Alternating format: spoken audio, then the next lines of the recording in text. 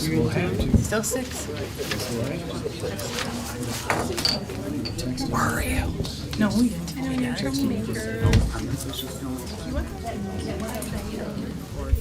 It's now 6:01. Mike Pfeiffer.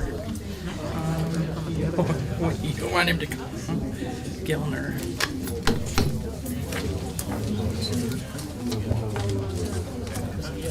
It's a $64,000 question. Okay. This is supposed to say second floor house. That's why they make these so you can turn them over. I scribble this out. You're ready? Okay, we're going to start this meeting.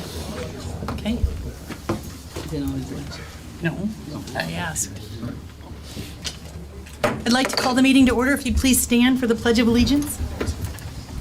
I pledge allegiance to the flag of the United States of America and to the republic for which it stands, one nation, under God, indivisible, with liberty and justice for all. Thank you. Madam Clerk, roll call, please. Trustee Pantville. Present. Trustee Burt. Present. Trustee Favdal. Present. Treasurer Anderson. Present. Clerk Triplett here. Trustee Clee. Present. And Supervisor Miller. Here. Thank you. Thank you. Are there any additions or deletions to this evening's agenda? No? Are there any corrections to the minutes from the last meeting dated April 17th? See none. No. No corrections? All those in favor of approving the minutes signify by saying aye. Aye. Those opposed? There are none. Those stand approved. We go on to public comment. There's going to be a public comment portion of the meeting right now, and then there's a public hearing, which is specific to the Flagstone Special Assessment District. So during that public hearing, the only thing that you're going to be allowed to speak on is the Special Assessment District. But right now, during public comment, you have free reign. You can talk about anything, but be nice. So you'll have 4 minutes if you'd like to come to the podium. We just need your name. You don't have to state your address, and you'll be given 4 minutes to speak to the board. Anybody?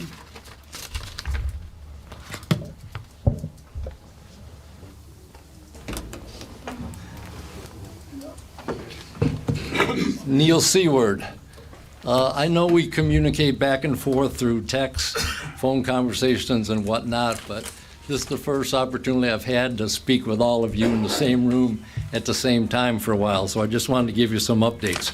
As you know, I reached out to State Representative Jasper Martis, County Commissioner Dale Wayhill, and County Commissioner Dr. Beverly Brown. They all came to meetings, and I did follow up with each one of them and thank them. And I wanted to let you know that they had told me they're not one and done. They will come back to our meetings periodically, and they will show up at some of our community events, and they're very committed to representing Flint Township. The other thing, as I always try to remind them, to not forget Flint Township when it comes to funding, grant dollars, especially regarding public safety, and as far as economic development. If there's any businesses that they hear about that they can steer toward Flint Township, to certainly do it. You know that my wife and I adopted and took over the flowers in front of the Flint Township Police Station several years ago. We are going to commit to maintaining them again. We've been out there and worked, and we're waiting for the weather to break. And she's got drawings and big plans for that new area where the memorials are to really have that pop out, because that's the first thing you see when you drive into that parking lot. We talked last year, in fact, we met on September 20th about the new bike trail from the police station to the Elms Road Park in Swartz Creek. We actually set a tentative date of this Saturday, first Saturday in May, to have a ribbon cutting and a bike ride, a public bike ride. And I got to tell you, Mary Beth and I walked that bike path yesterday.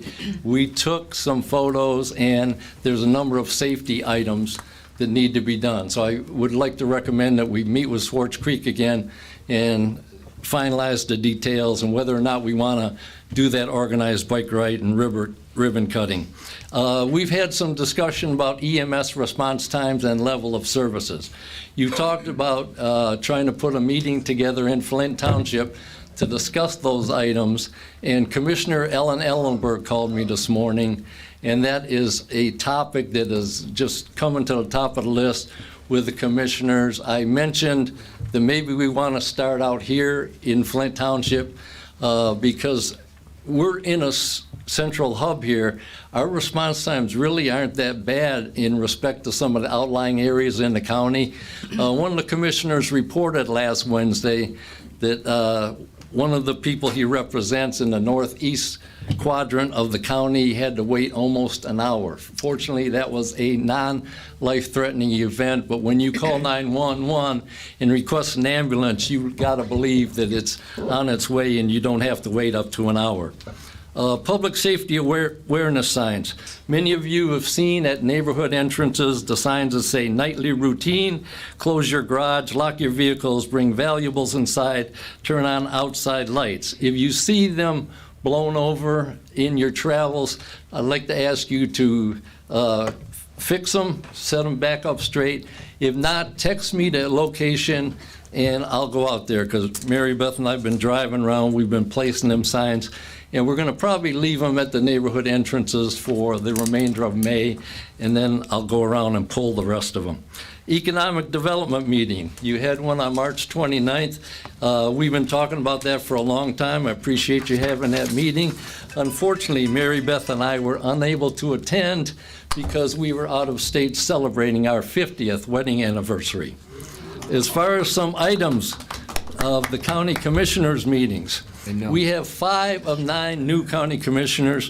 They're all doing a great job, and I'm real pleased that they've had discussions about public safety and DEI initiatives, and they're keeping them in mind and at the forefront. The Neil, your feeling time's up. is that all people in Genesee County need to feel safe, they need to feel welcome, and regardless of their race, ethnic background, disabilities, gender, or their standing in the LGBTQ community, that everyone gets treated fairly and equally. Sheriff Swanson invited Mary Beth to 3 events at the county jail. Those were the Ignite graduation ceremony, education proclamation ceremony, and the kickoff for the Frederick Douglass Project. These were all in the jail on April 5th. Am I out of time? Yes, you are. I'm Okay. sorry. I'll email the rest of the items to you, but We appreciate that report, and we really appreciate what you and Mary Beth do to better our community. Nobody really knows all the hard work you put into it, but thank you very much. Thank you. Is there anyone else who would like to address the board?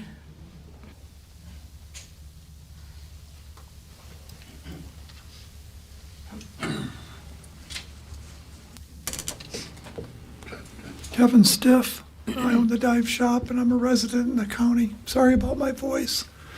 I haven't been well for a while. So I'm not going to be as nice as Mr. Secord here. I've been sitting around and I don't see very much getting done. You might be as a resident, you don't see the retail stores and things. But you know, Bed Bath & Beyond is gone now. There's a couple other major stores leaving.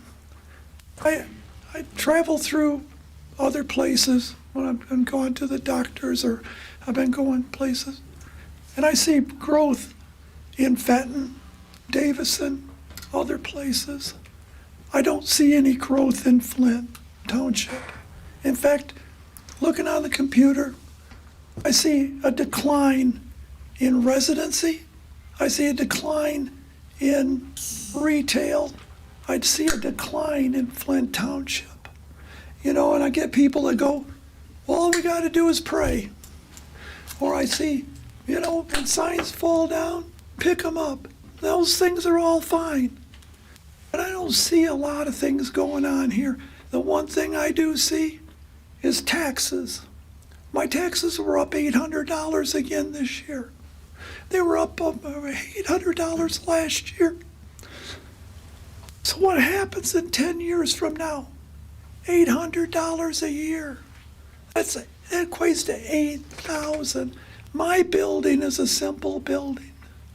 And my taxes are going to be up well over $25,000 to $30,000. And you know, I battled that. I battled the internet. I battled the inner city. I battled the blight. Traveled down Corona Road. The trash that gets picked up. And everybody says, oh, but you know, it's getting better. It's not getting better. The board is voted in every time. The voters, these people out here, they vote you in as a fiduciary. Excuse me, I'm sorry.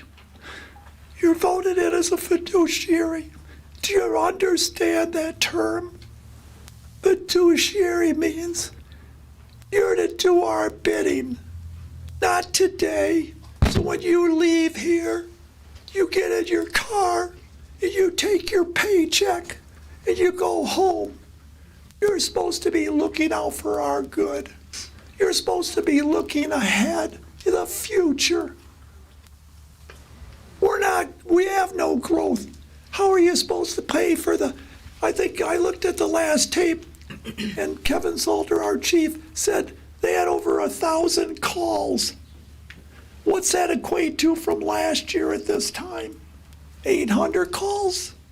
The year before, 600 calls? What's it going to be in 10 years from now? We won't be able to handle these things. You people all are supposed to be here. I know I looked at one of the tapes and the treasurer and the clerk wanted to hire more people. We've got a decline. Why are we hiring more people? Every one of you are supposed to be doing our work. I can't afford more taxes. You don't I don't think that you understand all of us. There's a lot of people here tonight. Something is up. I don't think they want to pay more taxes for their roads. I hope that you guys will just start to think and wonder. I got a letter that said people aren't happy with you. It even stated something about recall. I don't know if you got the letters or not, but I think that you guys all need to have a little powwow and think about our futures. Not today, not tomorrow, but next year and the year after. You're in office. Thank you, Mr. Stiff. Is there anyone else who'd like to address the board?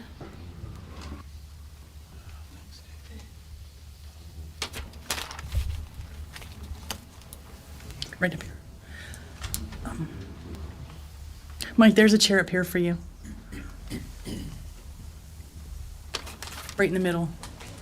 A couple of sheets of paper for you. You can sit here if you want. So is there anyone else who'd like to address the board? One last time. Last chance to address the board during public comment. All right, we'll move on from public comment. We'll go on to reports. I have a couple things for my report this evening, and it's going to be repetitive. Everybody knows, I hope, that our residential garbage pickup, compost has started pickup every Thursday morning, beginning in April, and it ends the last Friday in November, the day after Thanksgiving. And so they pick up your garbage, they pick up your recycling, and they pick up your yard waste weekly. I know we got a call today about why did we switch to every other week? We didn't. It's weekly. And there's rules for recycling, and I won't go into it, but this sheet here, it's out in the lobby. It tells you everything you wanted to know about our garbage pickup. And it has a schedule. There's 6 holidays that will delay your garbage pickup by one day. Not all of them, but those are available in the lobby. And as Mr. Seward was talking about, we have one park officially and a couple trails. And this last year, we partnered with Swartz Creek to connect the Genesee Valley Trail at Diet and Norco Road down to Miller Road. It's not open yet. There are some safety issues. They have to fix those issues and also do some restoration. Then we'll have the ribbon cutting, and we can put that on the website. But We have these cards that tell you where the trail is, where our park is. It's located next to the police department on Norco Road. And there's code of conduct for the parks on the back side of this. And I didn't bring it with me, but especially for anyone who's new to the township, there's a card that's, it's a hard card like this. It's a colored card, and it's twice this size. It has important phone numbers. So it gives you dates of our, like the Crime Watch meeting. It has the number for the burn permit. It has important county phone numbers too, and resources too. That's hanging in the lobby, in the hallway. So on your way out, there's also a map of the township. There's some pretty good resources hanging on the wall in the lobby if you want to grab those before you go. And for anyone who is new, you can get a recycling bin here if you just come see Rose. We also have, along with our garbage services, every month you can come to the township and get a pass to go to Brent Run landfill, and they'll let you dump 1,000 pounds of trash out there for free. But if it's over, they're going to charge you, and it has to be covered. But she can tell you all the rules. You got to get a pass. That's all I have this evening. Madam Clerk, do you have a report this evening? I do. Recently, the Flint Township, we take care of the maintenance for 2 cemeteries, Crunk and Bristol. We recently completed a request for quotes, which will be putting out shortly on the website for anyone that may be interested in placing a bid. Also, I received 3 correspondence in regarding to the flagstone road repair. Yes.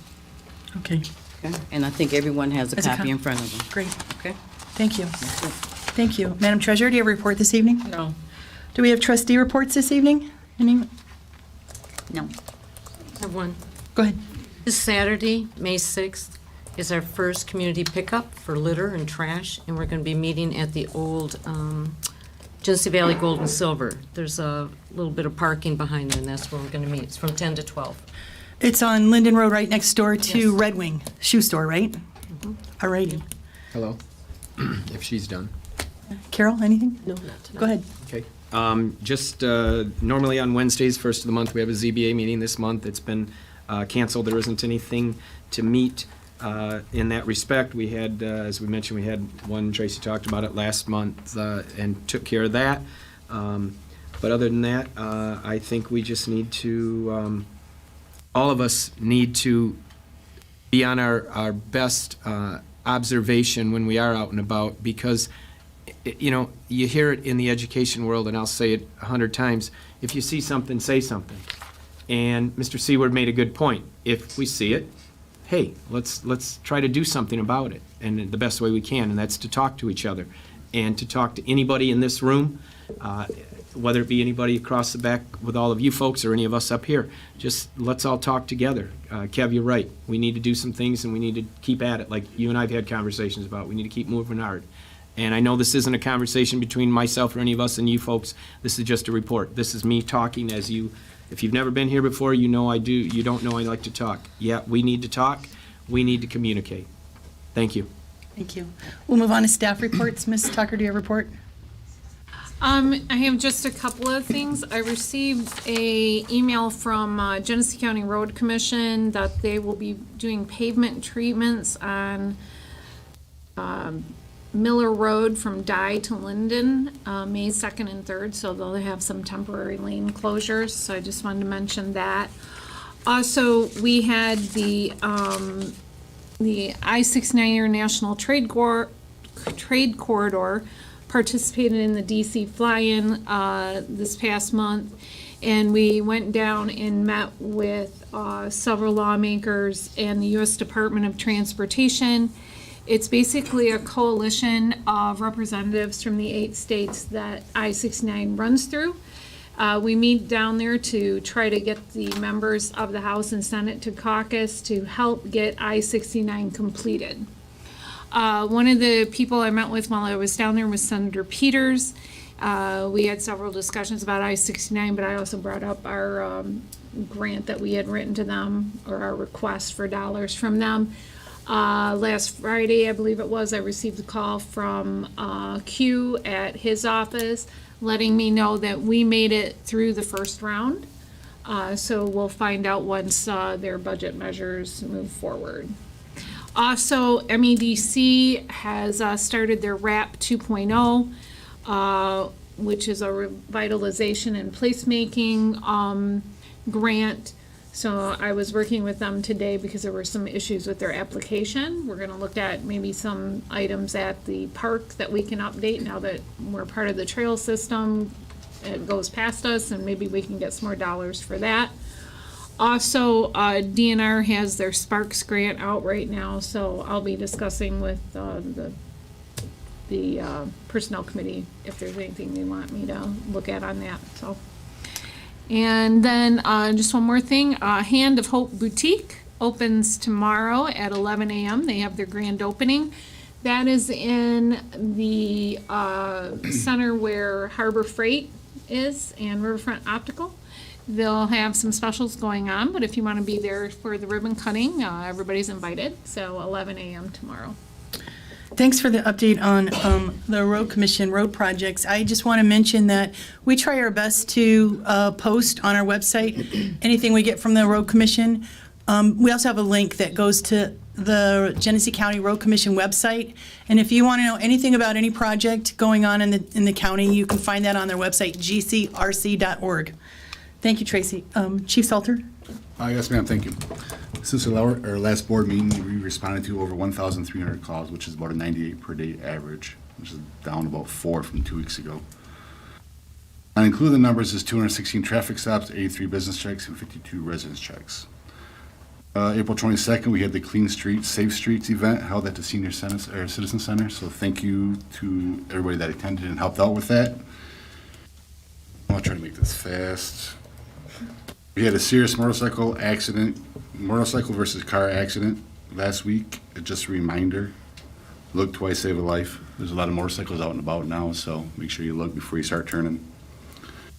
Also, another reminder to use our lobby or our parking lot for any kind of type of purchase used when you use social media to buy it. We just had a robbery of an Xbox 2 or whatever it was nowadays up in of our apartment complexes because they went to sell something. Instead of using our lobby, they went somewhere else. So that might deter them from actually doing the robbery. Right. And I have one item for the agenda. Thank you. Chief Beckley? Thank you. Since the last board meeting, your fire department's responded to 48 incidents. This does include 2 structure fires as well. On the 20th, we responded to a vehicle entrapment northbound I-75 near the Bristol Road area. Fire crews had to use our stabilization jacks and extrication equipment to remove 1 patient from that vehicle. On the 26th, we responded to a reported dumpster fire in the 1200 block of North Ballinger Highway. When we arrived on scene, we actually had 3 separate dumpsters in that area on fire. One of which was a large construction dumpster. Couple thousand gallons of water later, all 3 fires were extinguished, but those fires were suspicious in nature. On the 26th, we also responded to a reported house fire on Dye Road. Luckily, this was just a large open burn, which was illegally set. It was about 20 foot in diameter and did not meet the burn permit guidelines. So it's just a reminder, please make sure that you are abiding by those guidelines. Firefighters that morning had to stretch a few hundred feet of hose back to the back of this person's property to extinguish that fire to prevent it from spreading. So please call us before you burn to get a permit. If you're not familiar with the rules, give us a call. They are on our website. They are available here also. Also on the 26th, it was a pretty busy day. We responded to a commercial structure fire in the 4400 block of Park Place, which is in the Genesee Village Apartments. This fire was in the evening about 9:45. Both police and fire crews arrived to find heavy smoke in the building. I just want to say thank you to the police officers that assisted us on that scene with making sure everyone was out of that building while firefighters did locate the fire. The fire was a first floor apartment that had a kitchen fire with smoke throughout the building and apartment. Luckily, damage was mostly contained to that unit and the unit directly above it. There were no injuries, but extensive damage in those 2 units there. And again, just want to say thank you to our police department. We've had a great relationship, over the past few years, working together really well, and just want to publicly thank them for all of their assistance on these scenes. We're both, extremely busy, and with manpower, it's definitely nice to be able to work together. So just want to say thank you to both departments. They worked really well. Tomorrow we have a couple of our full-time personnel participating in an airport training drill with Bishop International Airport. So they'll be out there doing some live fire evolutions along with the airport firefighters. So we do a lot more than just firefighting in Flint Township. We do assist the airport and all of those things as well. And we have 2 items on the agenda for this evening. Thank you. Thank you. Paula, you don't have a report this evening? I didn't think so. I don't think John Whiteside's here for a committee report for, you are, you don't have a report. Thank you very much. So we move on to the payment of bills. Madam Treasurer? Yes, I'd like to make a motion that we pay bills in the amount of $1,309,965.38. Is there a second to the motion? I'll second it. Any, you get that? Any questions for Madam Treasurer? Any I'm gonna make a comment since we are in that just this situation, just because we have so many individuals here this evening. Yes, again, if you're not aware, bless you. We're looking to approve paying $1,309,965.38. That's not all dollars coming out of our general fund. That's pass through. Most of that's pass through money. And I state that every time we get this kind of a statement, especially when we have bodies in the audience, so that we can let you guys know it's a pass through. Taxes are collected, water, etc., and we are passing a lot of that back through. So when it says this includes the $908,000 paid to Genesee County for sewer and water charges, and that gets you a better feel of where that money is going from. We're the fiduciary, we babysit it for a minute, and then it gets pushed on to make sure it's all collected from all of us. So I like to make that statement when that comes and people aren't aware of that. So if there's no further discussion, Madam Clerk, roll call please on the motion to pay the bills in the amount of $1,309,965.38. Okay, Trustee Campbell? Yes. Trustee Clee? Yes, ma'am. Clerk Triplett, yes. Supervisor Miller? Yes. Treasurer Anderson? Yes. Trustee Favdal? Yes. And Trustee Vert? No. Thank you. So, Madam Clerk, you mentioned correspondence informational items. You received 3 letters in regards to, Yes, in regards to Flagstone residents, I received 3 letters. Everyone should have a copy of all 3. 2 was mailed, 1 was sent via email. and we checked, of those 3 letters, none of them had signed the original petition. Is that correct? That is correct. Thank you. No, he didn't get them. We'll talk about that in a second. So we're going to move on to the public hearing. And before people get up and have a chance to talk, I've asked the engineer, the attorney, and the assessor to speak to us just for a couple minutes about the project. So we'll start with engineer Mike Pfeiffer from Craft Engineering. He's going to give us a highlight on the scope of the project.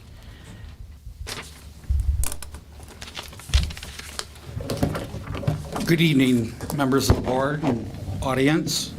My name is Michael Pfeiffer. I'm with Craft Engineering and Surveying. My firm was the design engineer for the Flagstone Point Pavement Rehabilitation Project. We actually performed that work on behalf of the Genesee County Road Commission and Flint Township both. This project started, probably about late in 2021 when the residents expressed some interest in having their roads repaired. And it started with the petition that was circulated by Joanne Pratt. And that petition, I think, was passed and approved sometime late in 2021 or early 2022. We were initially looking to build the project in 2022, but some pavement cores didn't come through when they were supposed to, and it was getting later in the year, so it was just too precarious to be able to try to construct a project of this magnitude at the end of the construction season, considering weather and every other consideration. So we decided to wait and bid it out this spring, and bids were received in April, and basically the costs that we received were significantly higher than what our original estimates were, but there's some reasons behind that. We did have to do a lot more work than we initially thought we might have to. We had a lot of curb and gutter that had to be repaired because there were drainage issues, and also some deterioration, and also there's like 60 catch basins that are in need of repair also. When they're in the curb and gutter, you have to take the curb and gutter and part of the pavement with it, so there's a lot of work involved with that type of work.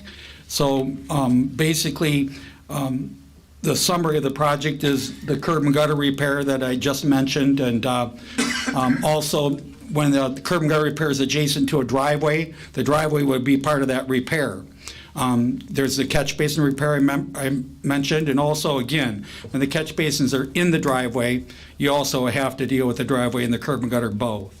But we're going to do all that prep work, and then we will proceed to mill the top 5 inches plus or minus of the existing asphalt. We're actually going to mill it on a cross slope to reestablish the crown of the road. So in the middle, it might not be 5 inches. In many cases, it could be less. So as that part of that cold milling process, we will restore the crown of the road, which now is very lacking throughout the entire project. And then we're going to put 5 inches of new hot mix asphalt over the existing base. We will repair the base before we put down the asphalt surface. Basically, we estimate a certain amount of pavement repair after we mill, and also crack repair. So we want to try to repair that base to get it in better shape before we put the new pavement over top of it. So there also is going to be a substantial amount of base repair that's going to be required. The initial, one other thing, it's a big subdivision. There are 205 lots, and so there's going to be a lot of people that are affected by a project of this magnitude. But what we try to do is construct it in stages to be able to lessen that impact on the residents. So basically, we got 3 stages that we're going to build this project in. It's everything that would be east of Flagstone Drive and south of Boulder Drive. That's going to be stage 1. And then we're going to go north of Boulder Drive and west of Flagstone Drive. That would be stage 2. And then the main road through the subdivision, which would be Boulder Drive and Flagstone Drive, which Boulder connects to Elms Road, and Flagstone connects to River Road. We'll do that last on the way out, because that's like the main roads, and we need to use that for haul routes and to build all the other areas. So we don't want to do that, something like that first, and end up creating a lot of damage to it. And then the initial estimate, based on a ballpark estimate for this project, was $7,606 per parcel. Again, that was based on a ballpark estimate, had to estimate most of the quantities and really couldn't foresee a lot of the repairs that had to be done. As a result of the construction bid price that we received, the estimated cost, and Paula Dotson with the township will talk about this in a little bit more detail, is $8,975 per parcel. So that is almost $1,400 per parcel more than what we originally anticipated. But as I said, we are doing a substantial amount of more work. And then I was hoping that the prices would come down, but I don't think they're ever going to come down. They just keep raising, it seems like, every year, and there's no relief in sight. So I don't think there's going to be any case that prices will be lower in the future. I think we're going to get about the best prices we're going to get is with what we got with the bid. Now, there are a couple things that could help reduce that price. We have construction contingencies that we have to estimate that are 10% of the bid price. So there's about $254,000 in contingencies, and hopefully we don't have to use that. We only use that if we run into some unforeseen problems or issues that we can't anticipate through the design process. That would likely be things like, extra base repair. But I think we got a pretty good handle on it now, so hopefully we can save a substantial amount of that contingency. If we were to even only use half of it, which I hope not to do, we could save about nearly $500 per parcel from that alone by reducing that contingency. And also, the Road Commission has got a new program now where they will contribute up to 10% of the construction cost of a project. It's on a first come, first served basis. So we also are going to get funding in the amount of nearly $254,000 from the Road Commission that initially we didn't anticipate. We actually got more than we thought. At first, we thought it was going to be closer to 150, but they didn't end up using all the money. So basically, they're going to give that additional amount to this project.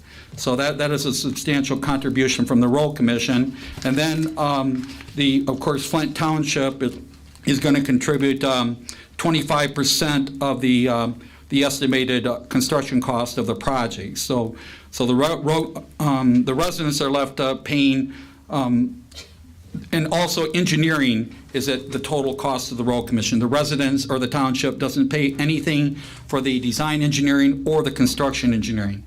So to kind of give a quick overview of the numbers, the construction bid price is approximately $2,538,000. The 10% construction contingencies that are needed for perhaps unforeseen issues that may come about is nearly $254,000. The design and construction engineering was $634,000. That's way high. That's the Road Commission just has us use a figure of 25%, which it never gets close to. But that's something they pay for anyhow. Again, nothing as far as the engineering is paid for by, or the inspection is paid for by the residents or the townships. So we had a total estimated cost with a bid price, contingencies, and engineering of $3,426,000. We subtract out the engineering back out of it, and we also subtract out the $254,000 that's being contributed by the Road Commission. And at this time, the 25% amount for the township, and that's based on the full project cost with the contingencies included, is approximately $698,000. So the residents would end up paying $1,839,916. Now that's if all the contingencies were to be used, which again we hope not to do, and it could very well be less than that. And also, the contractor that was had the low bid was Ace Saginaw Paving. Very good contractor. We prefer him here in Flint Township because they've always done a good job for us. So we've got an excellent contractor. We had some concerns about the subcontractor and some of the prices, because basically the overrun in the prices were basically tied into 3 items out of a total of about 50 items. So it wasn't like it was everything across the board. Why they were so high, I don't know. But I asked the Ace Saginaw Paving to look at finding a different subcontractor, and they have. They found a new subcontractor that actually we think is going to do a better job, and it should save about $55,000 off the construction price. So that construction bid price will be lowered to about from $2,537,000 to $2,487,000. And again, if we can save the contingencies, that will help even more. I would say, in my professional opinion, it's the time to do the project is now. It's never going to get any less costly. The prices are only going to keep going higher. And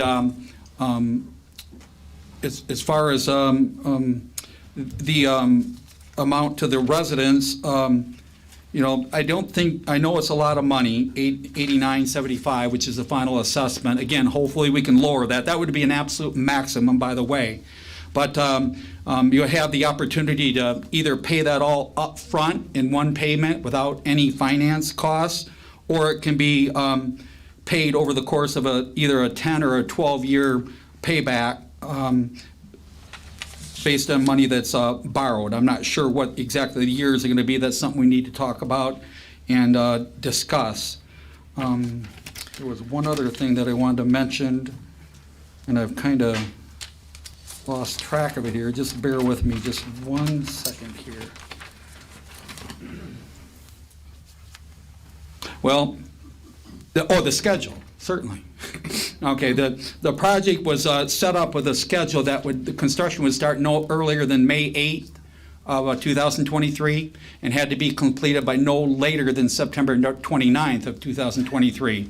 It won't take that long to do the project. I anticipate that it should take somewhere between 3 and 4 months, but again, with the contractors and their high prices and everyone being busy, and we don't have as many contractors nowadays either. A lot of them aren't in business anymore. We wanted to give them enough time to be able to fit it into their schedule. And with this new contractor we're talking about, it's looking like they probably won't get in to the project site until about mid-June anyhow. But I believe that's a better situation because the ground's really wet right now, so that could cause some issues that we don't want to deal with. So in June, it should, dry up and the weather conditions should be much better than they are now. That concludes my overview. I just have a couple questions. I just want to make sure everyone understands. So all of the roads are going to be repaved, but not every curb and gutter is going to be replaced. Is that correct? Yes. I'm going to kind of position this so everybody can see it. I primarily got this just in case somebody had a question about their property and wanted to point out where they were. We can all, So- look at that area there. No, we don't do driveways unless there's a problem with the curb and gutter at the driveway, because it's very costly. It would have cost to do there's approximately 40 of the driveways are the mountable curb, which wasn't used for the first majority of the subdivision. So the only time that we're going to fix a curb and gutter, and I know a lot of people have a problem with a higher back curb, is that the only time that we will fix it because of cost considerations are if there's a structural problem with it, like it's deteriorating or significant cracking, or it doesn't drain correctly. So we're doing about approximately 40 drives that have to be repaired out of the total of about 205. When you say drives, though, you're just talking the little ramp area of the driveway. You're not talking about the whole driveway. No, I just we wanna be go clear back a on- minimum of 5 feet from the back of curb. And some cases, we have to go a little bit further. But again, if a catch basin is in the driveway, there's nothing you can do. And that To part be able will to get at that catch basin, you don't want to rip it out and just put a patch in the middle of the driveway. It'd look terrible. So basically, we take the whole width of the driveway and we go back about 5 feet from the back of the curb. And the curb and gutter and part of the driveway is replaced, along with the catch basin is adjusted and repaired. So if the curb right now, as it is structurally sound, it won't be replaced? No. Okay. Because of cost considerations, as I said, there's still, and I think we're doing 40, there's approximately 40 drives or 50 drives that have the mountable curb, which is easy to drive over. So that leaves still about 115 drives, and they basically cost about maybe $4,000 a piece. So if we're to try to do all the drives, that tells you right there that you're looking at another, $400,000 or $500,000. Thank you very much. But the residents, can have it redone, and something could be worked out with a contractor, perhaps during construction too, if somebody really wants to have their driveway repaired. That would be separate from And the lowered contract, because of the and height. they'd have to pay Yes, that. It'd be a yes. contract between Ace Paving and Yes. the homeowner. That's Okay. correct, and we could assist with helping with that and setting that up. Thank you very much. Yeah, thank you. I'll be available also during the public hearing Thank after you. in case there's any questions. I was Thank going you. to ask our assessor, go ahead, sorry. I've got a couple for Mike, as I Oh, always do. sorry, don't go Sorry, away. Michael. I'm sorry. Apologize. No problem. Right off Oh, the get-go. And I'm just throwing this out just to help those in the back room as well as myself. I try to do my homework. You mentioned the $254,000 contingency dollars, and so I'm gonna just throw a couple. You said driveways approach only. You did you touched that one. I'm just making my notes.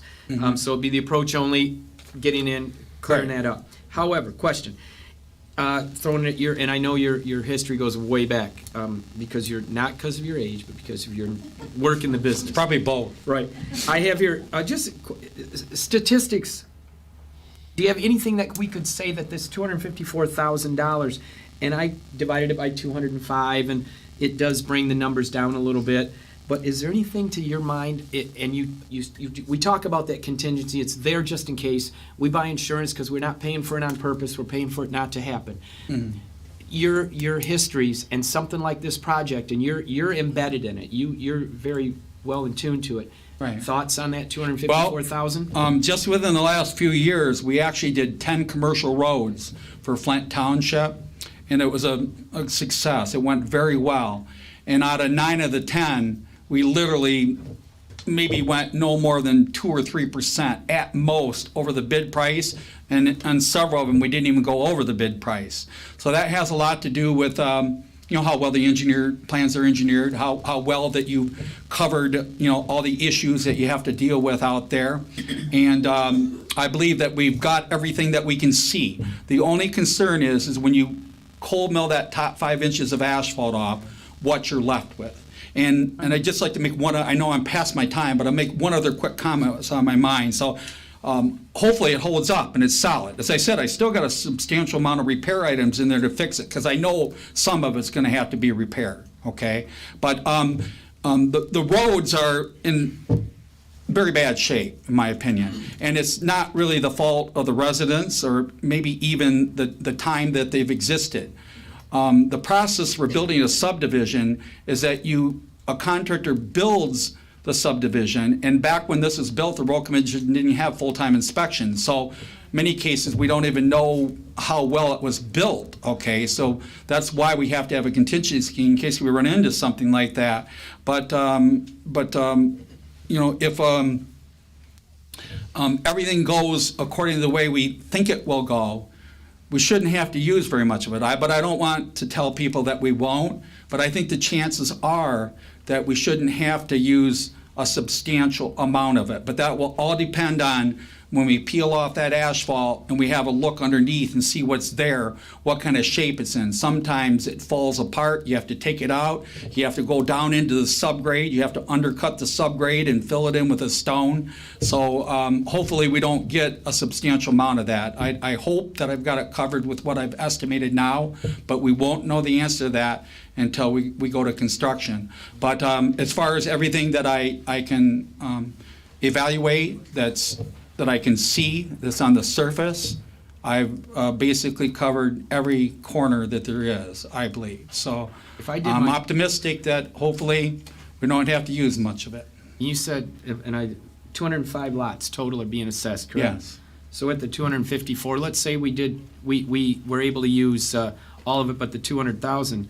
So that would give them, the residents, a savings of roughly $900 across the top. Yes. Okay. Could be substantial. That's why we got to hope things go well. And again, I'm optimistic that they are. But again, back to the roads. And then what happens after the contractor builds them, they drive over them to build the houses in the subdivision. Right. So by the time that the builders are done, the developers are done, the roads are in many cases in suspect shape already.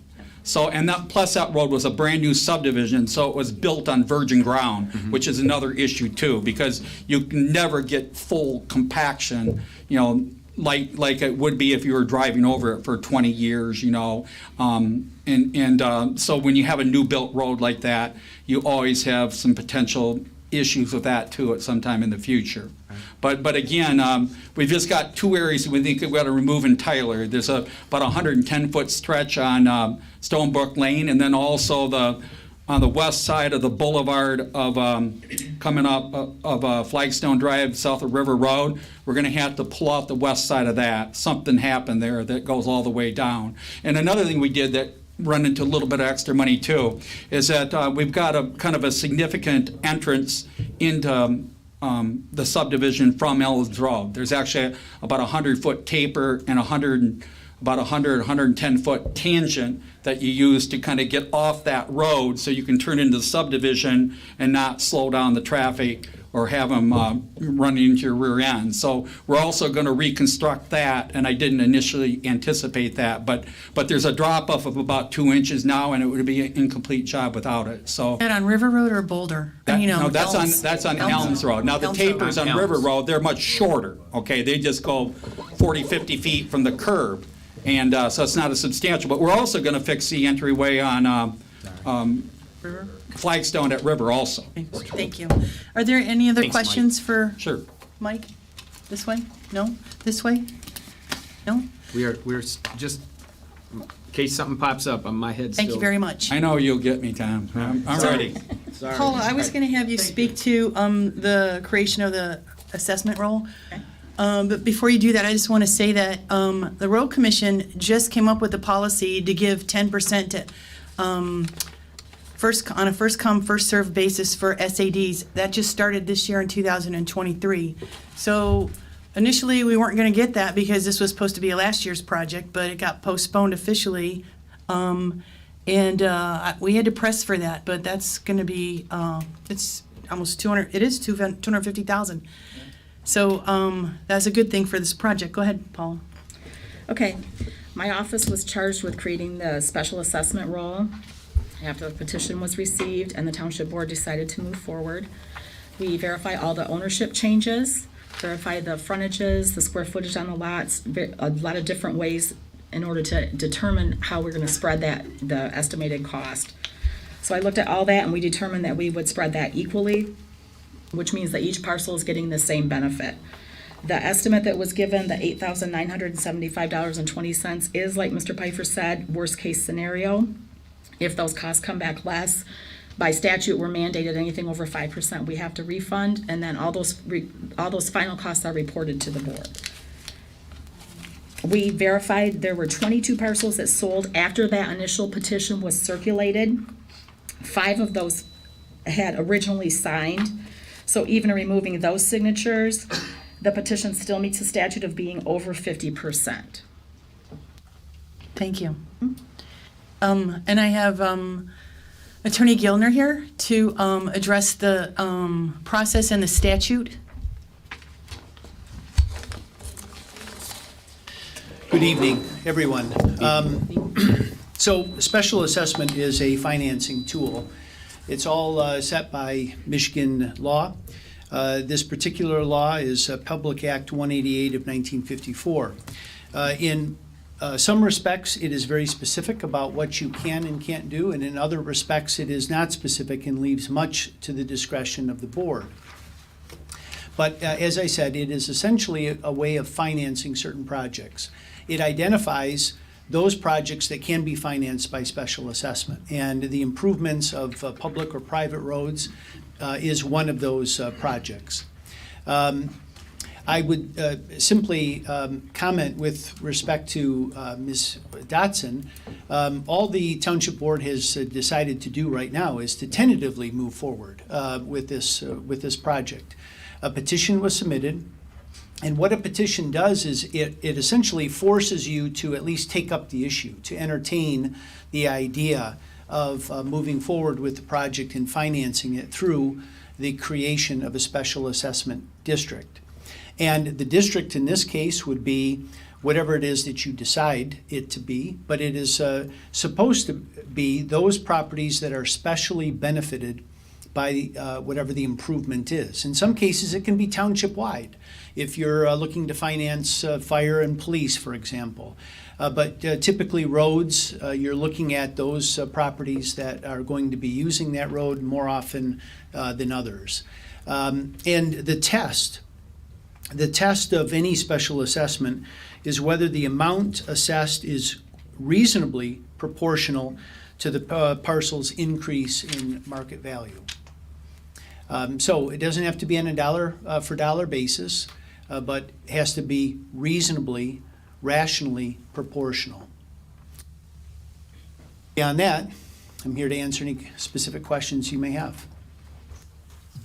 Does anyone have a question for Attorney Gilner? I do. So you said at this point, we're deciding whether we will move forward. So the 54% doesn't necessarily mean we move forward, or 53, whatever that percentage was. It's not an automatic. No. So, there is language in the statute dealing with petitions, and in some cases, the Township Board can decide on its own initiative to move forward without a petition, without any prodding. In other instances, the Township Board can say, you know what, we're not going to move forward with that improvement unless we get a petition. In this case, you received a petition. I don't think you required one or mandated one, you received one. All that requires you do is entertain the idea, entertain the notion of moving forward. But the statute is replete with references that you may do this, you may change that. You are not bound by anything as a result of that petition. Thank you. So the first resolution, we established the district. We've done that. So here at this one, we have another resolution on our agenda as to, we have to vote on that, whether we're going to move forward or not. Right, right. In the first resolution, it's been some time since I've seen it, but again, establishing a district doesn't mean you're all in. You can't back out, and I'm not suggesting you do. I'm simply saying that the statute gives you an awful lot of discretion, which you have yet to fully exercise. Any other questions for Attorney Gilner before we go into the public hearing? Good, Michael, for a minute. Alrighty, so I'm going to have you on standby. Yeah? We're going to move into the public hearing, and Good for a minute.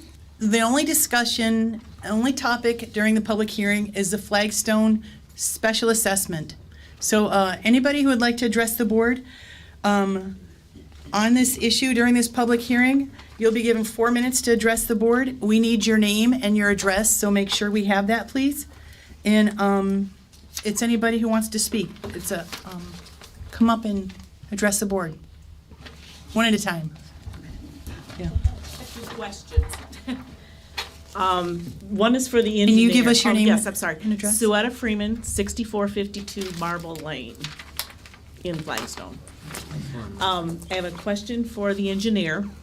You rattled, everything was very well explained, but you rattled off stage 1, stage 2, and stage 3 so quickly, and that's kind of the part that we were all interested in. I was able to jot down that stage 1 was east of Flagstone and south of Boulder, but I don't have my notes for the 2 and 3. I think I'm in 3. So Here's a map of it right here. I don't know if anybody can see this here. Can see it. Thank you.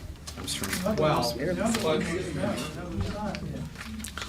well, this one here shows the state, you know. Right here, that's Boulder Drive and that's Flagstone. Right. So that's kind of the main route through the subdivision to get in and out of it. So that's gonna be the last stage here, because we're gonna do that in our way out. So basically, everything south of it, which would include Stonebrook Range, south of Boulder, Flagstone Drive, south of Boulder, and then everything east of Flagstone, which would be primarily a good portion of Boulder Drive and Stonefield Drive, that would be stage 1. okay, got it. Stage So- 2. So the rest of the subdivision, we may let them go and maybe do some simple work in the other stages that really don't create a lot of disturbance, just to keep the project moving to get it done sooner. But basically, we will finish that stage there, and then stage 2 is everything that's north of Boulder and west of Flagstone. So you're looking at Stonebrook Lane, Stepping Stone Pass, Pebble Creek Drive, Stonebrook Court, Marble Lane, and Flagstone Court. So that would be the second stage.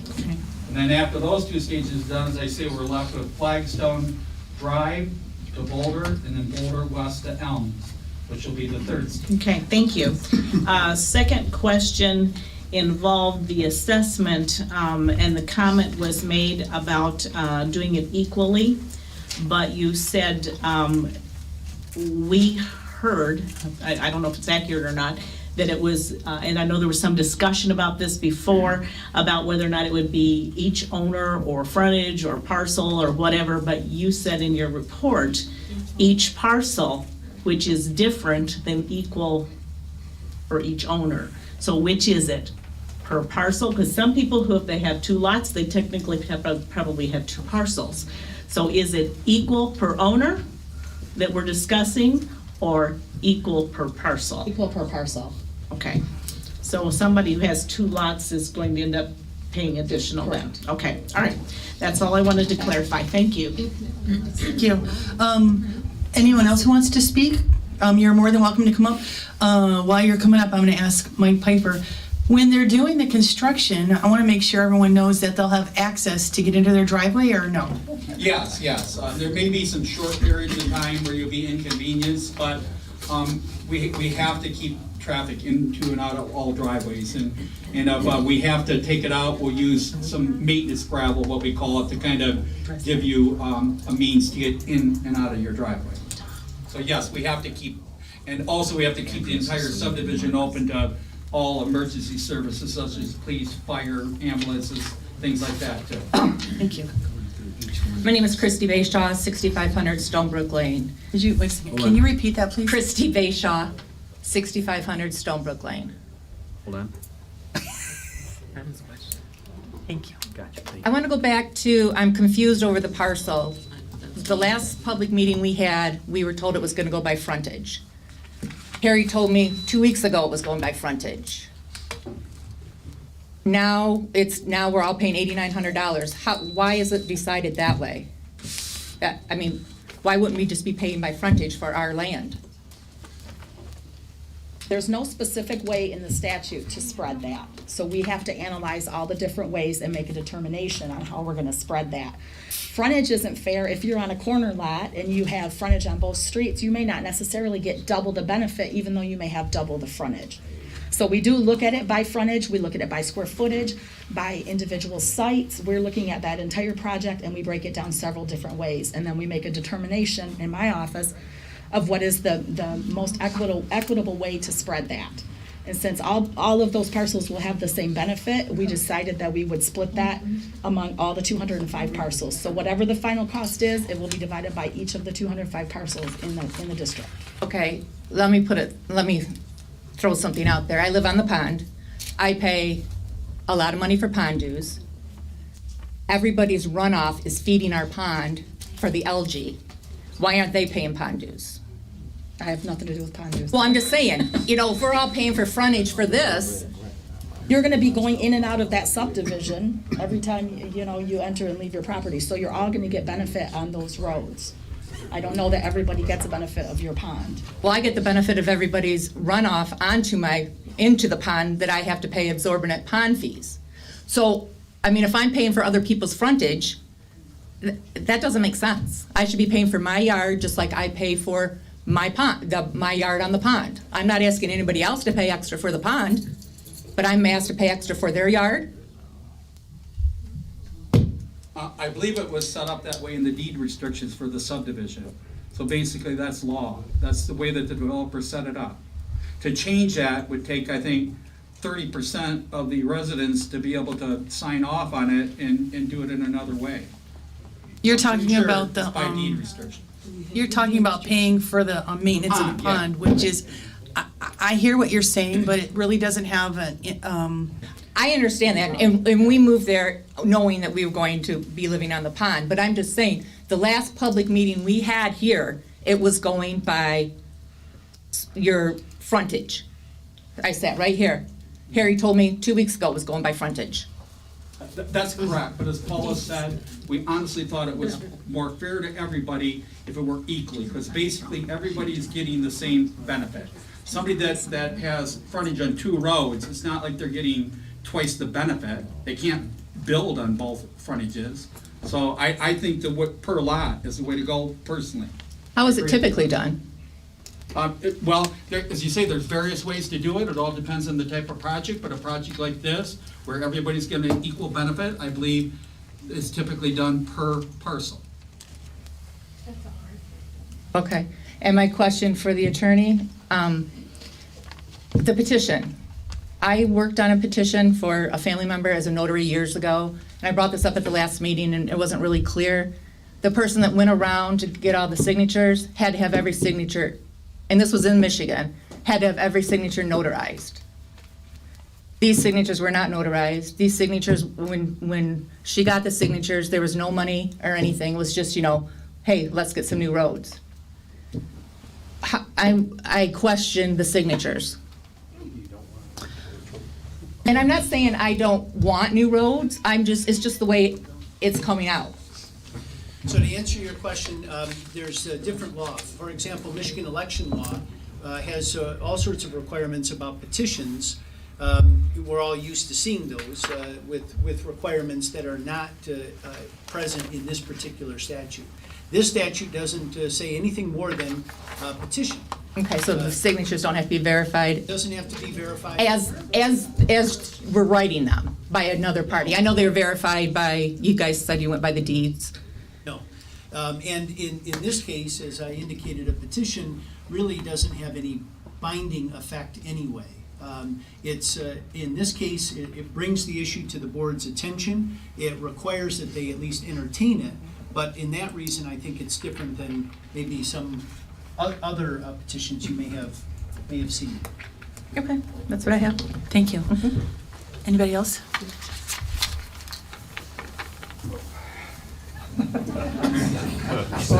Sure. Yeah, I just have a quick question. But we have to have your name and address. My name is Larry Campbell, 6473 Flagstone Court. Thank you, Mr. Campbell. And I'm interested in how I'm going to pay for this. If I know there's the upfront, just pay the whole thing.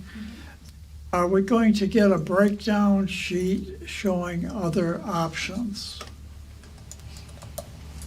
When we did our last 10, Tracy, when we did the 10 commercial districts, a letter goes out, the construction's completed, a letter goes out, and then there's options. You get a bill, you can pay it all up front, or depending on what this board votes, as far as a payment of that, whether we vote for a 10-year or 12-year, that will be broken down and the information will be in the letter that you receive. So we'll have options. Yes, yes. I think there's a 30, you get the notice after construction's done. There'll be 30 days, I guess we give, to pay it in full, or if you don't, then it will show up, just like on your tax bill, where it says garbage assessment or lighting assessment, your road assessment will be on there too, if you elect not to pay it up front in the beginning. Okay. And it won't be billed until we get the final billings from the road commission too. So we'll know the final amount then. Hi, Jim Mazaris. I'm at 6426 Boulder Drive. Okay, I guess I'm a little confused on something your attorney said. There was a petition came around, people signed it saying, yeah, we'd like to get new roads. That's all it said. Now, we just find out that that really isn't the binding final vote. We didn't know how much it was gonna cost. Now you're throwing out, I gotta pay $9,000, which doesn't grow on trees for you're retired. So do we have to have a vote of the subdivision? So, I think we do. let me use the microphone. Sure. So as I said, the statute is specific in some regards and not specific in others. But what it lays out is really what I call a three-step process. The petition simply says that you all are to entertain the idea of moving forward with this project and financing it in this way. And then if you do, you direct that plans and estimates and cost and things like that to be prepared and submitted. And there's a public hearing. That's what tonight is. Those things have been done. Then the public is given the opportunity to come and talk about what those costs and estimates and the district looks like, and whether they agree with it or they don't. At that point, then, it still comes back to the board. So the ultimate decision rests with this board. The petition is simply the way to jumpstart the process. Hopefully that answers your No, question. I guess it doesn't. Why does it rest totally with the board? They're not paying for it. We are. I'm sorry? Excuse me. We need to let the attorney speak. Only one person speaks at a time, please. Because the decision to move forward with the project and how it is financed is a legislative decision to be made by this board. And the simple answer is Michigan statute says it's your decision. So this is not something in some statutes, certain decisions are put to a vote of the people. This is not one of them. And this decision cannot be put to the vote of the people on the ballot, So the legislative decision rests with this board. Thank you. It was Jim, right? Yeah. Can you spell your last name, please? Sure. M like Mary, Edward, Sam, Zebra, A-R-O-S. And your address one more time, please? 6426 Boulder Drive. And I got a green Spartan hat in my office. I can get that for you. No, I don't like green. So, are you finding his address on the roll, Tracy? Yes, I Great. Thank you. Yep, we got it. So, I paused your time. You still have 3 minutes and 17 seconds. Well, I'm done, I guess. Next. Good evening. My name's Chris Johns, 2370 Stonebrook Court. I am the treasurer for Flagstone Point Homeowners Association. I guess I do have one quick question. I thought last year when we talked, there was going to be money contributed by the township. Did that money disappear? No, sir. That money It's is still waiting to there. be applied. Okay, so that hasn't been talked, or, It's 25%, so. but that's the as- county money? No, No, no. So, I'll shut my mouth, go right ahead. No, I got it. Yeah. I do have it, I'm sorry. $254,000 is being contributed by the road commission. Gotcha, The okay. township with the cost that we have right now is $698,000. Gotcha. 25% of the cost of the project, Right, okay. which we hope will be low. Yes. I guess I just want to make a quick comment. I've been hearing a lot of scuttlebutt in the neighborhood, a lot of rumors, people very unhappy. And I guess I just got to say that we need roads. If we don't do something about them, they're going to turn into gravel. This is not a Disney movie. There's no fairy godmother that's going to come wave their magic wand and fix our roads for us. Representative Dan Kildee is not coming with federal funds to fix our roads for us. The only way we're going to get this done is to take advantage of the money that the township and the county are giving to us, and let's do it now and cut the costs as much as we can. Thank you. Thank you. Is there anyone else who'd like to address the board? Next. Can I have one other question? I'm going to let you have your 3 minutes and 17 seconds back. I live on Boulder, okay, which is the main drive, and it's supposed to be 25 miles an hour, I believe, in any subdivision, right? And that's not necessarily happening. Is there any possibility we could have some speed strips put into the road? The road commission doesn't allow it. Well, you know, Not allowed I'm on tired public of seeing cars going 40 miles an hour down Boulder. Most of them are your neighbors. I know, but I'm just saying, it's The happening. Genesee County Road Commission doesn't allow speed bumps, but that's an issue. They have a board meeting on the first and the third Tuesday of every month. I can join you over there. Okay. Okay, you're welcome. Anybody else?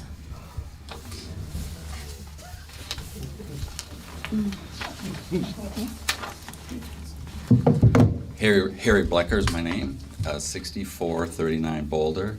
I'm the executive director of the Flagstone Point Homeowners Association.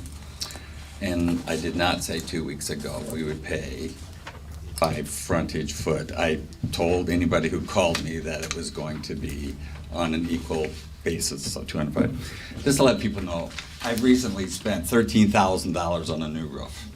I got to spend 15 grand on a new driveway. I have to put in $13,000 into my kitchen for flooring and et cetera, et cetera. Those are seen, I see those as investments in my property. I don't see paying $800 a year, $700 a year as anything different from that. It's an investment in my property. It just happens to be on the other side of the curb. And taking advantage now of all the money that is available from the township, from the county, et cetera, like this, and the fact that Mike talks about the prices are never going to go down. And piggybacking what Chris said, right now, our streets are turning to gravel already. We spend, as a neighborhood association, maybe $4,000 a year. If you divide that by $200, you know, you got a part of that to pay ServPro to sweep the streets. We won't have to do that anymore. To address the lady's sloth subject, concern about the fertilizer, yes, everybody contributes to that. Even I do, contributes to the greening of the algae. Last year, we paid to the Pond Association $2,500 in chemical costs to pay for that, and they've already asked us to do that again. And what was your answer? Yeah, Oh, it was- we have to keep last this year- on the last- special. Last year was you. Like your first one, you can address your comments to the Oh, I'm board. sorry. That'll help stop. And we got to keep it on the special assessment. Yeah, okay, I just want to cover comments made about me. I know the feeling. So, the Neighborhood Association Board is in favor of this assessment and moving forward, and encourage you to do the same. Thank you. Thank you. Is there anyone else who would like to address the board? Could I get my other 2 minutes? Go right ahead, Larry. Okay, I just want to say that I just moved back from Florida, and I was vice president of the association in a condo complex. And it took me a whole year to get people to put new roofs on, which were leaking. And finally, you know what the thing that turned the tide? It got to where realtors would no longer show property in the neighborhood because they knew the roofs were leaking and we didn't have funds for it.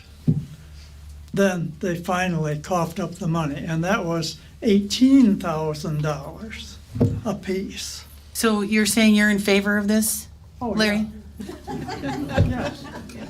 Thank you. Anyone else who'd like to address the board?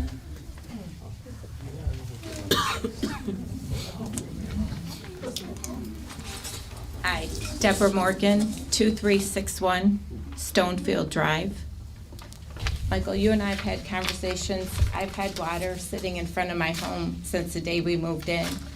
Is my address one of the addresses where that drain will be fixed? Yes, we have to reconstruct it all the way from your driveway to the catch basin.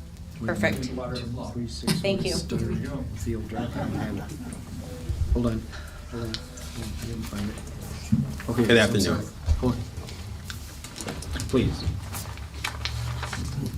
Now I'm good. Thank you. Good afternoon. Aaron Wooten, 2340 Pebble Creek Drive, Vice President of the Flagstone Subdivision Council. I get a lot of complaints about the project. I don't know why Harry don't get as many as I do. Anyway, but I've been here about 11 years. Subdivision was built about 25 years ago. 20-something. The roads are just getting worse. I have flattened a tire coming in here. Technically, I mean, it messed my tire up, so I had to get another one because the roads are getting worse and worse and worse. We spend money, as Harry says, on sweeping the roads, which is a waste of money, in my opinion, because all it does is just throw the gravel around and it's right back there the next day. But in the next few years, sooner or later, the roads are going to get done. And the price is going to be probably double. And it's like putting on the roof. The guy told me I could wait for 3 years or pay the extra cost the next 3 years. So I understand everybody's plight. They don't want to pay nothing. I don't want to pay no more taxes than I have to. I'm retired too, so I don't want to pay no more than I have to. But at the same token, I don't want to keep paying to have the road swept and wasting money on that. I don't want to keep paying for my car to get repaired. You know, so sooner or later, something's going to happen. Nothing lasts forever. I know everybody, you can't get 100% on everything, on nothing really, but to get this done, I think in the long run, everybody will benefit from it. Everybody will see that it was worth having done. So if that can help anybody else on that. Thank you. Thank you. Is there anyone else who'd like to address the board?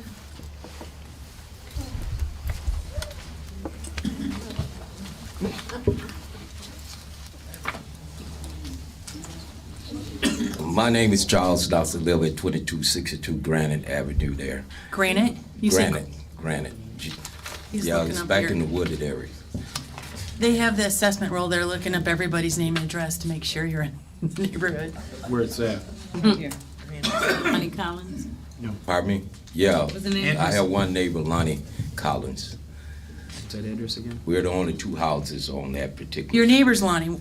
That's Yeah, my your name, neighbor's please, again? Charles Knox, Charles Knox Yeah. on Granite. 2262. Thank Well, I you. get a tax bill every year, so. If I'm not on I'm the there. treasurer. If I don't live there, I don't want to be taxed.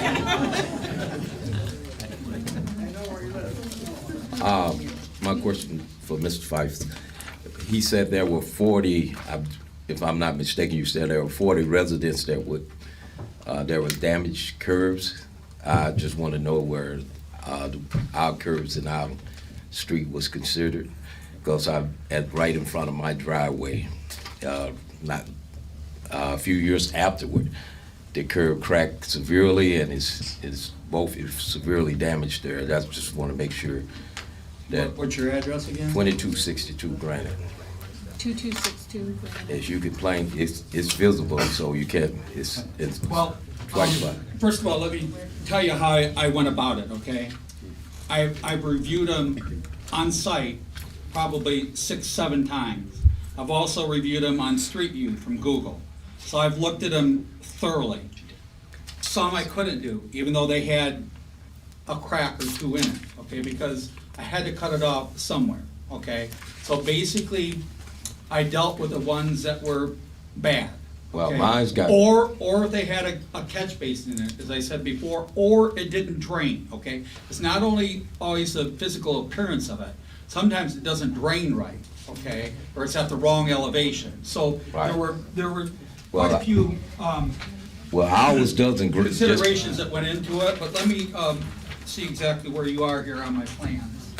because ours definitely doesn't drain right, because every time it rains, because we're at the end, so the street didn't continue out. So the curve stops right at the end, because at one point they were supposed to extend it out, and then that was supposed to come up. The house was supposed to be built and collected right into Boulder, into both ends.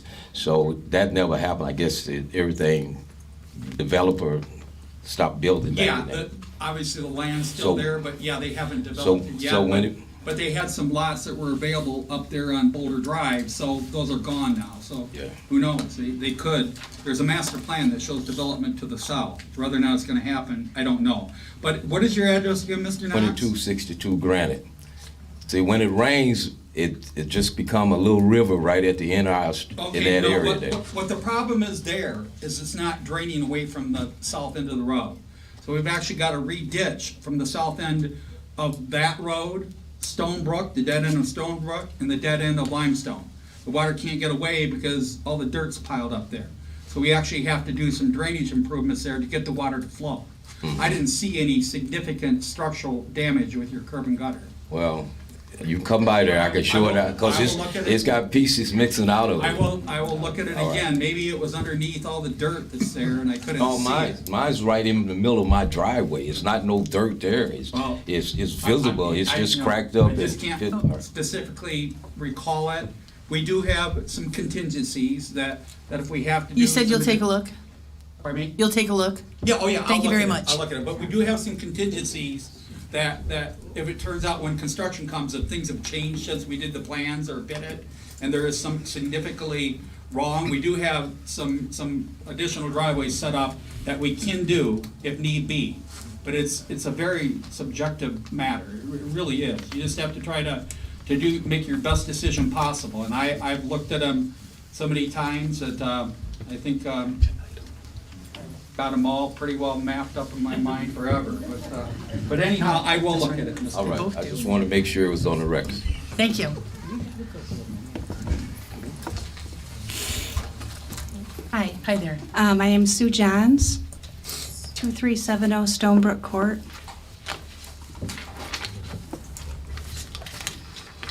Do you know a Chris Jones? Wait a minute. I do. I admit to it now. Yeah. Oh, okay. Go ahead. Okay. Got it. I just have a couple of comments in favor of the whole project. I like to walk the neighborhood and 3 times I've fallen because I've slipped on rocks or stones and then twisted my ankle and fell. So, that in itself to me is like, there's a big problem here with these roads. And then I also had a friend who was selling a house in the neighborhood, and one of the comments, how they always leave comments of what turned them off about the property? A couple of different times they mentioned the roads. They said, is this neighborhood really gonna keep prospering and being a nice neighborhood, or is it starting to kind of fall and not maybe be as nice of a neighborhood? And that was just from what they saw, in the house and in the road. So I feel like it is definitely worth our while, and I hope that it all goes through. And I know nobody likes to pay extra taxes, but like Harry said, it's kind of part of upkeep and one of those things that you have to adult with. So anyway, that Thank was you. it. Is there anyone else who'd like to address the board? Can I just clarify something? Go right ahead. Sorry. Christy Bayshaw, 6500 Stonebrook Lane. I don't know how I said it, maybe I said it wrong. 2 weeks ago, when I talked to Harry on the phone, he said it was the same amount. He said it was changed from how it was originally set up because 41 people got together. They had the bigger lots. And Yes, it was set up. At the last meeting, we were told. But 41 people didn't get to. So, you That's need exactly to what address he the told board, me. please. Excuse me. I'm sorry. Harry you. told me 41 people got together that had the extra lots or the larger lots. And they got together and they decided now it was gonna be all one price instead of by frontage. That's what I want to clarify. That's what he told me. Okay. That's all I want to clarify. Thank you. Is there anyone else who wants to address the board? Are you stuck over there? Did you have something to say? Me? Yeah. Yes. Yeah, I would like to make a couple comments before we're done. Sure. But I would like all the residents to speak first. But I Right would like ahead. to touch upon a couple other things.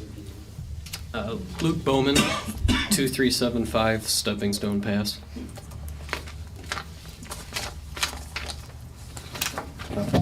Questions for the engineer.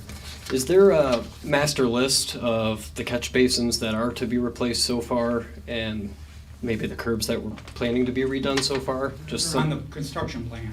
okay, is that something that's going to be sent out?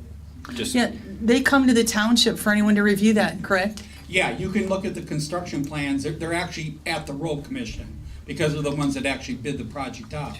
But you can look at the construction plans, or I'd be happy to show them to you after the meeting tonight Yeah, if you just would like. I'm maybe one of the people interested in fixing my own driveway. I just didn't know if Yeah, I'd fall into it sure, anyway. yeah, but they are showing on the plans, and, basically that's what the list is on the plans, recorded on the plans. There is actually a list too, there's a driveway table in the plans. Is there anyone else who'd like to address the board? Come on.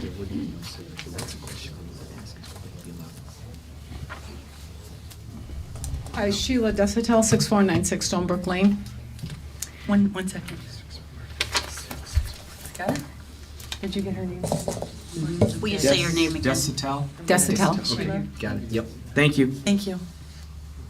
Obviously, it's apparent that we all live in this community. We all need something done with the roads. However, I think listening to the noise that was just presented before regarding do some want to recount, do some want to, not want to recount, I think that is fair. And why that is we have just a vast array of people in our sub. We have single moms like me. We have elderly people on a fixed income. We have single dads. We have some people that have 2 people in a household and can afford to pay for a roof and a driveway and new appliances, and that's great.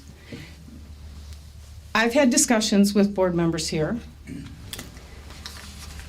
and I was told at the meeting, the original first meeting there, Mr. Pfeiffer, that it was going to be by frontage. And I'm not trying to call anyone out here. I just want the facts put on the table here. When I spoke with you, Karen, numerous times after church, there was a discussion where you called me back several times too and indicated that I have good news for you. It's most likely going to be by frontage. Then what happened, and again, it's hard because I want all the corner people that live on the corner lots to be happy, but I too want to be happy. I have a lot of friends that live on the corner lots, a lot of them. There has to be fairness somewhere. I don't know if that fairness would include trying to find more funding somewhere. This price is getting escalated high, very high, sometimes undoable for some people. I don't know if isn't there some funding like with this, forgive me, it's American something, like 3 initials. The ARPA? Our funds. We wouldn't be using it on one subdivision. We would not. No. Is there any other means, to make everyone happy? Again, I don't think anyone is, would we like a recount? Because I think initially when it was brought to everyone's attention door to door to door, I think there's a lot of misconception about what was told to this person, what was told to that person. Nothing was really written down on a piece of paper kind of thing. We just took names and that was it. I think a recount would be good. I think trying to find a way to get a little more funding somewhere. If we could get everybody down to a reasonable amount, not that 8,000, and again, now we're at 8,900, maybe it might go down to 800, maybe. But in the other meeting, it was 7,200, and Mr. Pfeiffer had said that you were kind of elevated by like 10% at that point. Well, now we're even higher we're not lowering it. Remember, your cost was going to go down. I asked you, if you were high, I asked how much lower it would be. And you're like, well, maybe 10%. Well, we're not going down, we're going up. So, well, I agree. But again, there are people here that don't want this kind of cost. We just want everybody to be happy and try to find a way to make everybody happy. And again, I don't know if that means finding more funding or what it means, but if we could be all reasonable down like maybe 6,000 or something like that, where everybody, corner lots, other lots, whatever. But I feel like some people were misinformed, misled, and I would just appreciate that somebody really take a really deep look at this, and That's what we're here to do tonight. Is there anyone else who'd like to address the board? Thank you. Dennis Freeman, 6452 Marble Lane. I'm in favor of having the roads done. It's not going to get any better. It's going to get worse. We all know that prices are going to go up. They're not going to go down. I appreciate all the hard work that all of you have put into this, and I think you've thought it very well through. There's many ways that you could divide this up on how you're going to pay for it. You could say the guy that lives in the front doesn't use the streets very much. He should pay less. The guy in the back that goes through 7 streets to get to his home uses more. You could do it by lot size, you know, and you own a little triangle piece of the pie and you pay much less than I do that I'm on a corner. You know, is that equitable? We're all going to benefit from these streets being done. Thank you. Thank you. Is there anyone else who'd like to address the board? Joanne Pratt. Can you give him a second to, oh yeah, Yes. look up your address, thank you. Address? Address, I'm sorry I cut you off. 6491 Stonebrook Lane.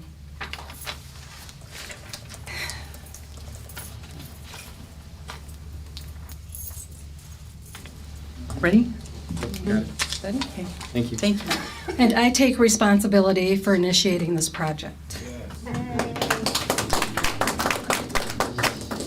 I broke a rib in front of my house at one of those basins. I'm very fortunate it wasn't my head. I'm even more fortunate that I didn't have a cardiac event at that moment in front of my house, because I don't know that anyone there knew CPR. A week later, another man fell in the exact spot that I did in front of my house. Was bloodied. I didn't hear how he was doing afterwards. I did hear that he hadn't broken anything. We have a lot of children there. I'm in favor of the equitable payment for each of us, only because we all use the roads regardless on the size of our lot, regardless of the frontage. Harry did say early on that, and you guys did too at the meetings, that it may go by frontage, but you were still investigating that way back when, and that you were looking for a more equitable solution. So I'm in favor of that. I think because we all use the roads, I think it's fair to say that we all pay the same price. To the comment that somebody just went out and got signatures, that was the direction of you at the township offices. Paula helped me with that. So I did the first round that I did. Within 2 to 3 weeks, I went to 205 lots we have, I think. Some homes 6 or 7 times. Only a handful of people didn't want to talk about it. That initial signature or petition for signatures was strictly to show interest. I had 61% who showed interest. So then I came back to the township offices, and I was the only one who went out both times for the interest and the vote, because I didn't want mixed messages. So everyone got the same message. It was from me. And when I went back the second time on the direction of the township to get those votes and signatures again to vote for the actual project, which we know doesn't go through unless you guys approve it also, those votes, I think I came up with 53.9%, so it was almost 54%. So right now I have 46% of the subdivision who's not very happy with me. But I don't regret that. I really don't. We have a lot of little kids in the neighborhood. I haven't walked, I think I've biked once since the weather got nice here, but I think it's really important that we're able to use our roads, that we're not damaging our property, our cars. And I just want to say thank you, and thank you to the residents who voted yes on this, and to reassure you that when I did go back for the votes, I took the bid. Estimate. Sorry. The estimate that Mike gave me. So everybody did get that in print. They did get that in writing before they voted. Those who did not get it would have been the few who weren't home after I visited their home 5, 6, 7 times. They wouldn't answer the door, or somebody just refused to talk to me. So I just want to make that clear how that was done. It was done by me, and all of the signatures, have been verified and confirmed here at the township offices. Thank you. Is there anyone else who would like to address the board? Yes, please.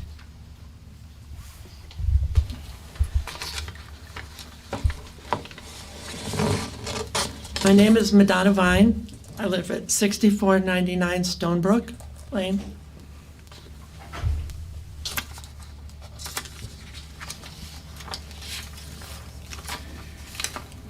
Get it? Okay. Got it? Got it. Yep. Thank you. Okay. We were approached once and said that we needed to think about it. We thought about it, and we heard one story, then we hear another story, and then supposedly somebody was supposed to come to our house a second time. Nobody came the second time. I don't know what that If we had said no the first time, we felt we were ignored, that our vote didn't count. And I think that's the main thing, that we went to meetings that they had out in the front of the police station, in the parking lot there, and we were to other meetings, but we just feel like we weren't being talked to honestly the whole time. Certain people were in a group that wanted it, and those that didn't really, like, we're on a limited income, like everybody is. We're going through a recession. We just felt we were shoved aside if we didn't agree with the majority. But thank you for at least listening to our complaints, that are our concerns. We would like the right roads too, but we would like the frontage kind of considered, and not just everybody pay the same amount. If you have a bigger lot, aren't taxes more expensive for those people too? I don't know how it's figured out, but you think there would be maybe a little bit more fair way to look at it. But thank you for listening. Thank you. Is there anyone else who'd like to address the board? I have my other couple minutes, since my first was a question, and I will make a comment this time. Suetta Freeman, 6452 Marble Lane. I want to piggyback on what my husband said. There are all kinds of ways that they could determine how this is going to be divided up. The first thing is, I'm not a person, my husband can tell you, I'm the first one who wants to, do we really have to fix the roof? Do we really have to do this? Do we really have to have the roads? That was my initial opinion. But they are falling apart. And resale value, whether it's now or 10 years from now, isn't going to be any better if we don't, it's going to be worse if we don't fix the roads. And the expense of fixing them is going to continue to escalate. That's just a given, okay? We have money that is being, from the road commission, from the township. If we decided no on this now, and I hope the township will proceed with it, even though I'm not anxious to have the extra bill. But if we don't do that, let's say we decide we should have done it 5 years from now, got to do it now, or 10 years from now. We may not have the road commission willing to give us $254,000 or the percentage from the township. That may not exist then, and the cost will be more. The second thing is in regards to how it's, you could talk about, well, I got 5 cars and you only have 1, and so you're probably, more, damaging the roads than, or your cars are bigger or heavier, or you've got a big truck or whatever it is. That's ridiculous. I'm in favor of making it as equitable as possible. And we do live on a corner, but by the way, frontage does not include the side. Frontage is frontage, the way that property values are determined. It's frontage is frontage. So your corner lots really won't end up, that's gonna have to be divided somehow in another way. So there's frontage, there's equal per owner, or there's equal per parcel, and whatever they do, there'll be somebody that won't be thrilled with it, but do it as equitable as you can, and let's move on with the project. Thank you.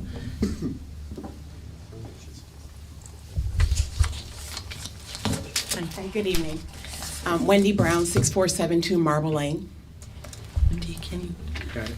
Got it? All set, Wendy? Thank you. Thank you. So I just have a question. I mean, obviously fixing these roads is going to help us increase our property value, understandable. But is there any, my question is there any statistic that tells us how that's going to impact our now taxes for our property tax, you know what I'm saying, our normal property tax? Because I'm new in the community. I just moved in the community in 2021 in December. And in my new taxes went up. Like I'm paying, a great jump, and I've only been there for 1 year. So we're gonna go ahead and make adjustments to, and we're gonna make, I'm saying how the tax bills run, right?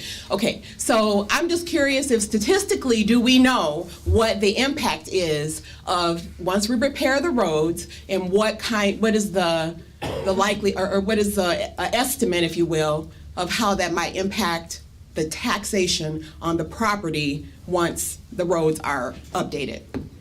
That's an excellent question. We happen to have the assessor here from the township. So, I'm gonna explain it 2 different ways, okay? It will impact your taxes. It is not the same as if you went out and put a deck on your property. That's considered an addition. So you have your normal increase in your rate of inflation. That's determined by the state of Michigan. So your taxable value grows either the rate of inflation or 5%, whichever one of those is lower.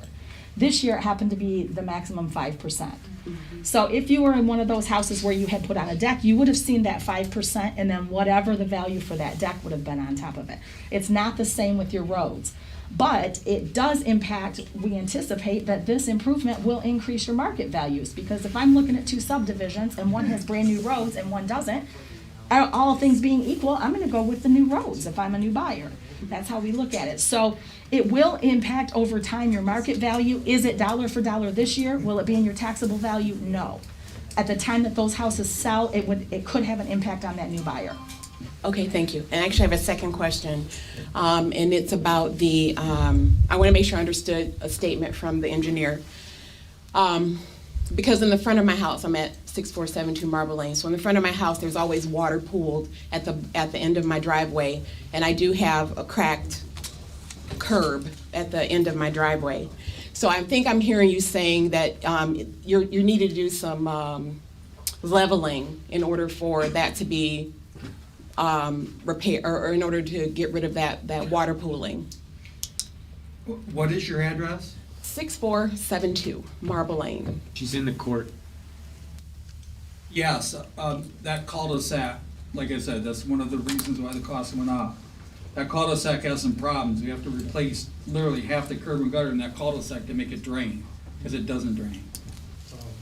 And your specific address again is what now? 6472. Yeah, so your driveway was within that area, has to be removed and replaced.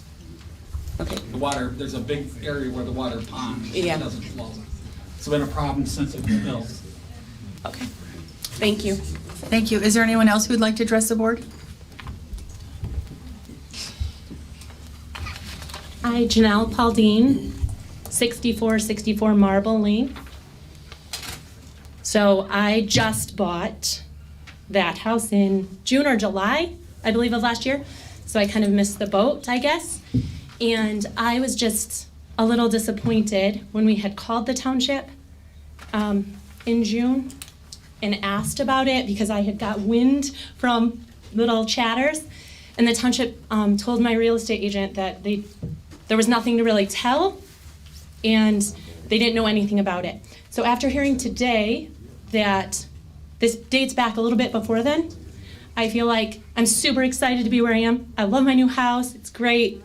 And I just hope that as a board, you can try to be transparent with everything and just honest about things. I don't know if she called the person that didn't really know about it, but it just sounds like it's been in the works. So I hope that moving forward with whatever you guys decide, that everyone is on the same page, I guess, in the office, and so that people know, because I was like, oh, maybe it's not happening. And it wasn't disclosed in our, agreement, so maybe there was nothing, but after today's dates, right, by July of last year of 2022, yeah, and we were told there's nothing to tell, so I'm excited to be here, and I just hope that you guys can be as honest with what's actually happening and inform us with what's going on. Well, I will say this, the 7 of us don't usually answer the phone. So I'm not sure who she talked to, and we try and get the phone calls to go to the right people. I mean, if someone has a question on a water bill, goes to the water department. Taxes, goes to tax department, but we have a receptionist who will direct those calls, but I apologize that you didn't get the correct information, but you're right, this has been in the works for over a year. Yeah, and so, to move into someplace new and be loving it, that part was just a little disappointing, so I just hope that you take that into consideration. Maybe it sounds like something got missed, and I'm always for, what can we do to be better and make improvements, so. Thank you. Thank you. Is there anyone else who would like to address the board?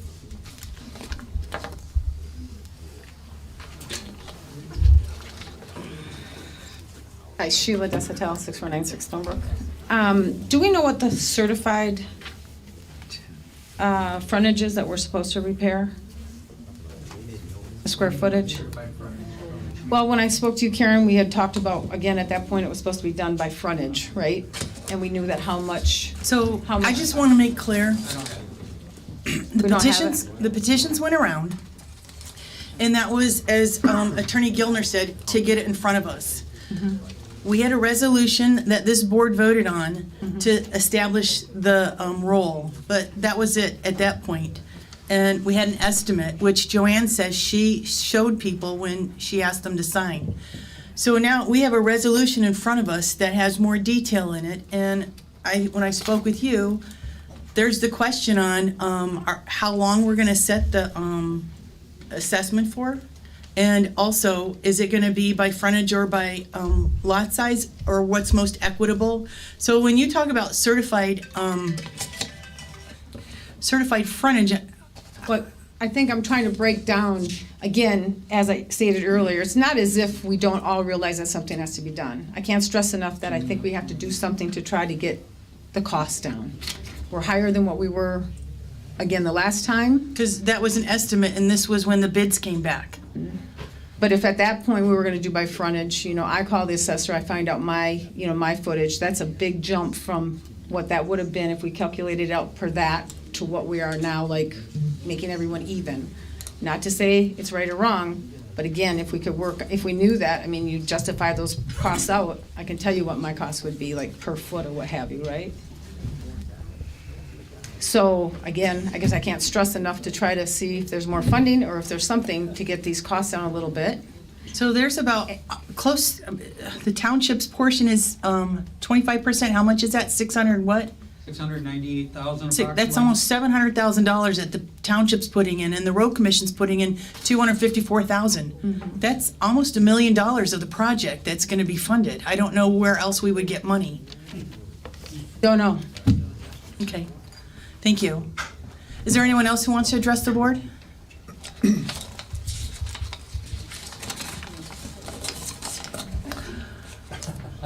One more time, I'll ask if anyone from Flagstone wants to address the board on the special assessment for the road project in Flagstone. Now's the time to talk, because this board has to make a decision. So, one last time, if you want to talk to us about the board, about your special assessment, now's the time. And since no one's moving, I guess we're all done talking about it, yes? Wait, Go ahead. Wait, public hearing. I think what you're saying is For public hearing. closes. That doesn't foreclose you talking, but just so that there's not you, then public comment, and you and public comment. Right, So- I just want to make sure that all the information's out there. That's all I want to do. I'll close the public hearing first. One last call. Nobody else wants to address the board for the public hearing for the Flagstone special assessment. Is that correct? We're all done? Alrighty, we'll close the public hearing. You have the time on that? 7:50. 7:50. There we go. Okay. So, Mike, I'll let you speak because the first item on our agenda for action item is the resolution to move forward with this. So if there's any last thing you Yeah, want to tell us? I listened to what everybody had to say, and I just want to make sure all the information that is pertinent is available to both the board and the residents. So after hearing everything, I just want to point out a couple of things. There are no additional sources of funding. Actually, we're quite fortunate to get the funding that we got, because most townships, matter of fact, the majority of them, don't contribute anything to these road assessment projects. So Flint Township is one of the few, maybe two or three others, if at all. But, and then the road commission funding, that's something new. They never did it before. The road commission, all they did was pay for engineering. So they are paying for the engineering in addition to this $254,000. Which could have been substantially less if other projects were available to use it. Okay, but so you are right. We're getting nearly $1 million worth of funding from the township and the road commission towards this road project, and it will never be at a better cost. So what I want to say also, they mentioned the initial cost that was developed a year and a half ago or so. That was just a ballpark estimate. I didn't have anything to go on. I just had a footage of road and I looked at it. I had no idea what the magnitude of the project would be. So that was a ballpark estimate, just to give the people an idea of what it would cost. It was no way, shape, or form meant to be that would be the cost we would compare it against when we get the final bid prices in. If this project is not done, nothing is going to happen to those roads. The road commission will continue to throw asphalt in the potholes every spring and maybe fall, and it will fall out of the hole like it always does because it doesn't hold. So it will continue to get worse. Once you have the problems that exist in the subdivision now, where the water can get in and freeze and thaw, and all the cracks and crevices and holes that are in it, it's just going to continue to get worse. So it's not only getting more costly because prices are going up, it's getting more costly because a substantial amount of more additional work will have to be done as time goes by. But if we don't do it by this method, your roads are not going to be improved. Okay. You're just going to get your potholes filled, and that's all. And the last thing I wanted to say is that I may have said it. Oh, yeah. In my opinion, there's no way to lower the cost of this project. You get what you pay for. Back when we had our initial meetings, you might recall, I think the people that attended, I let you know we could do something simple like a 2-inch mill, resurface it, that'll last 6, 7, 8 years, and then it's going to start to fall apart again. Or we do a significant rehabilitation, which is what we've done. So you get what you pay for. So if we do a lesser fix, look for your roads to start to be substantially worse shape in just a few years. So with that said, that's all I got. I just want to make sure that everybody was aware of, all the factors they need to consider to make this decision. I'm really the board, but Thank you, Mike. with that, So, Paul, I'm just going to ask you, because we're going to move on to the resolution, and Mike, if I understand you correctly, the decision on how the, what'd you call it? Proportionate test to make it most equitable, it falls on this board in this resolution, is that correct? Yes, as do all factors. So what's the district, what's the term, how is it going to be apportioned? And then what you do, if you decide to move forward, you direct that a special assessment roll be prepared, filed, and then there will be a public hearing on that as well. This is about the rule. is if that has already happened about the rule, then yes. From the last one. Yep. So before we move on to action item A, Paula, the thing I hear that resonates tonight is what's the most equitable? Can you tell us how you arrived at apportionment on the assessments, please? Yeah. There's no steadfast way spelled out in statute to spread that cost. There are certain communities that have had ways that they've done it be tested in court, and that has held up. Each parcel, you look at, the special assessment should be bringing a benefit to those parcels. So you have to say, what kind of benefit are these parcels getting? Most of these parcels in this neighborhood are relatively close in frontage.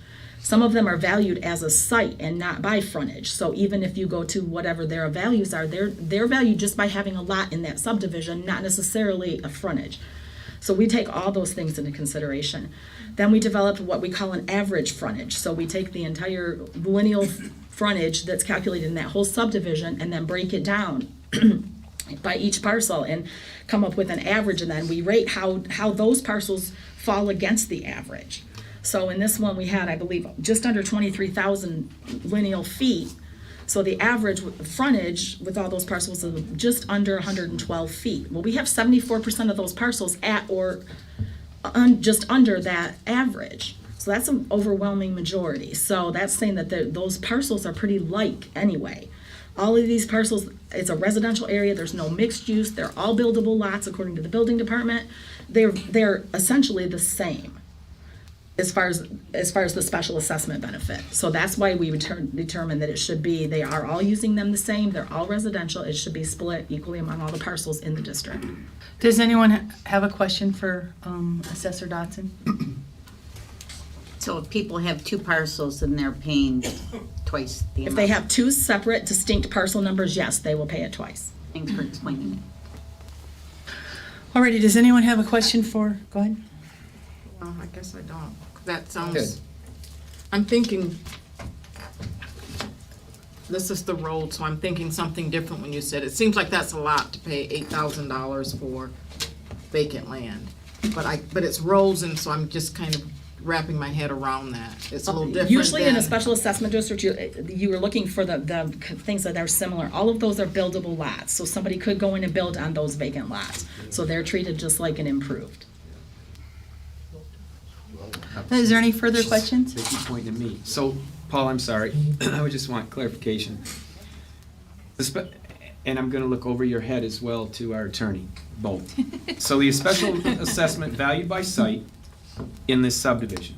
And this percentage I did not have in my reading, or if I read it and skipped it, I apologize. Lots 1, 2, and 3. My lot is 100 by 100. Lot 2 is 100 by 100. And lot 3 is 70 by 60, I put here. So 74% at or less than the average, 74% of them are at or less than the average size of the lots. So even though lot 3 is 60 by 72, it still is less than that 100 by, so it fits that percentage, and it encompasses all. It's the I think you less. lost me on your logic. All right. All right, I do that a lot, and those of you that are fresh here, and I see some faces back there that haven't been here before, but have had. If your question is, even if I was less than average, You're am I lot still going to 3. get hit for one assessment? Yes, Okay. that's the answer to that question. All right, that's not the unfortunate, but that's either way, it's fortunate for one side and it's the unfortunate for the other, but it equates across the board.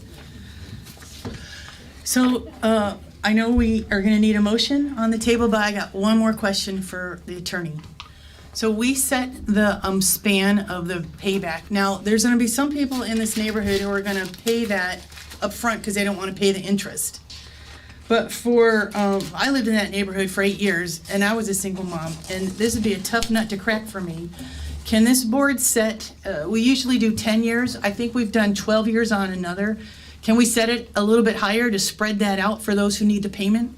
So if you took Mike, I think you said it was $1,839,000 roughly. Yep. Worst case scenario, and we divided that by 15, that's just under $600 a year. So the term is up to you. There's no set, typically, we don't see anything beyond 20 years. So, yeah, I see There's nothing what which she's says you doing. can't do it, Okay. but just in practice, you don't see that. So 15, you're probably getting at the upper echelon of it, but I think is possible. I'm guessing you have something to say because you stood up. Only quickly, you don't want to assess it over a longer period than what the roads will expected to last, okay? So How long do we expect the roads to last, Mike? 20 years. You're It's gonna 20 need- year, You're you gonna said. need maintenance. It said 20 years. All roads need maintenance. Verifying. But yes. Alrighty, we got the information in front of us. There's a resolution in the board packet. Does someone want to make a motion to put this on the table? Hold on a minute. And I'm suggesting before, whoever wants to make the motion, that we spread this over a 15-year term for people who need the time to pay it off.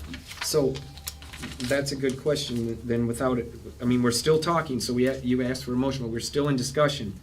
Well, usually the motion comes before the discussion. But Am I we not have- right? Sorry, Michael. Go right ahead. I'm sorry, Michael. Go ahead, you made it, looking for a motion. Well, no, because we need the information in here. And Paula, I just want to verify one last time, the most equitable way to spread out this assessment is per parcel, In you're my saying? opinion, yes. And that is how we've done almost all of our residential. The only time it's been different, to my knowledge, is if it's been in a neighborhood where there might be industrial and commercial use, where it's different than residential. But looking back on records even before I was here, they were all split equally. I have a legal question. And that's the same with Dyewood. Dyewood was done that way, yes. What's done by lot? Wasn't Flagstone? It would, yeah, they were all, whatever the Western Hills? estimate was, yeah, they were done by each parcel. What's your question for the attorney? Michael, I'm sorry. Western Hills, yes. Mr. Attorney.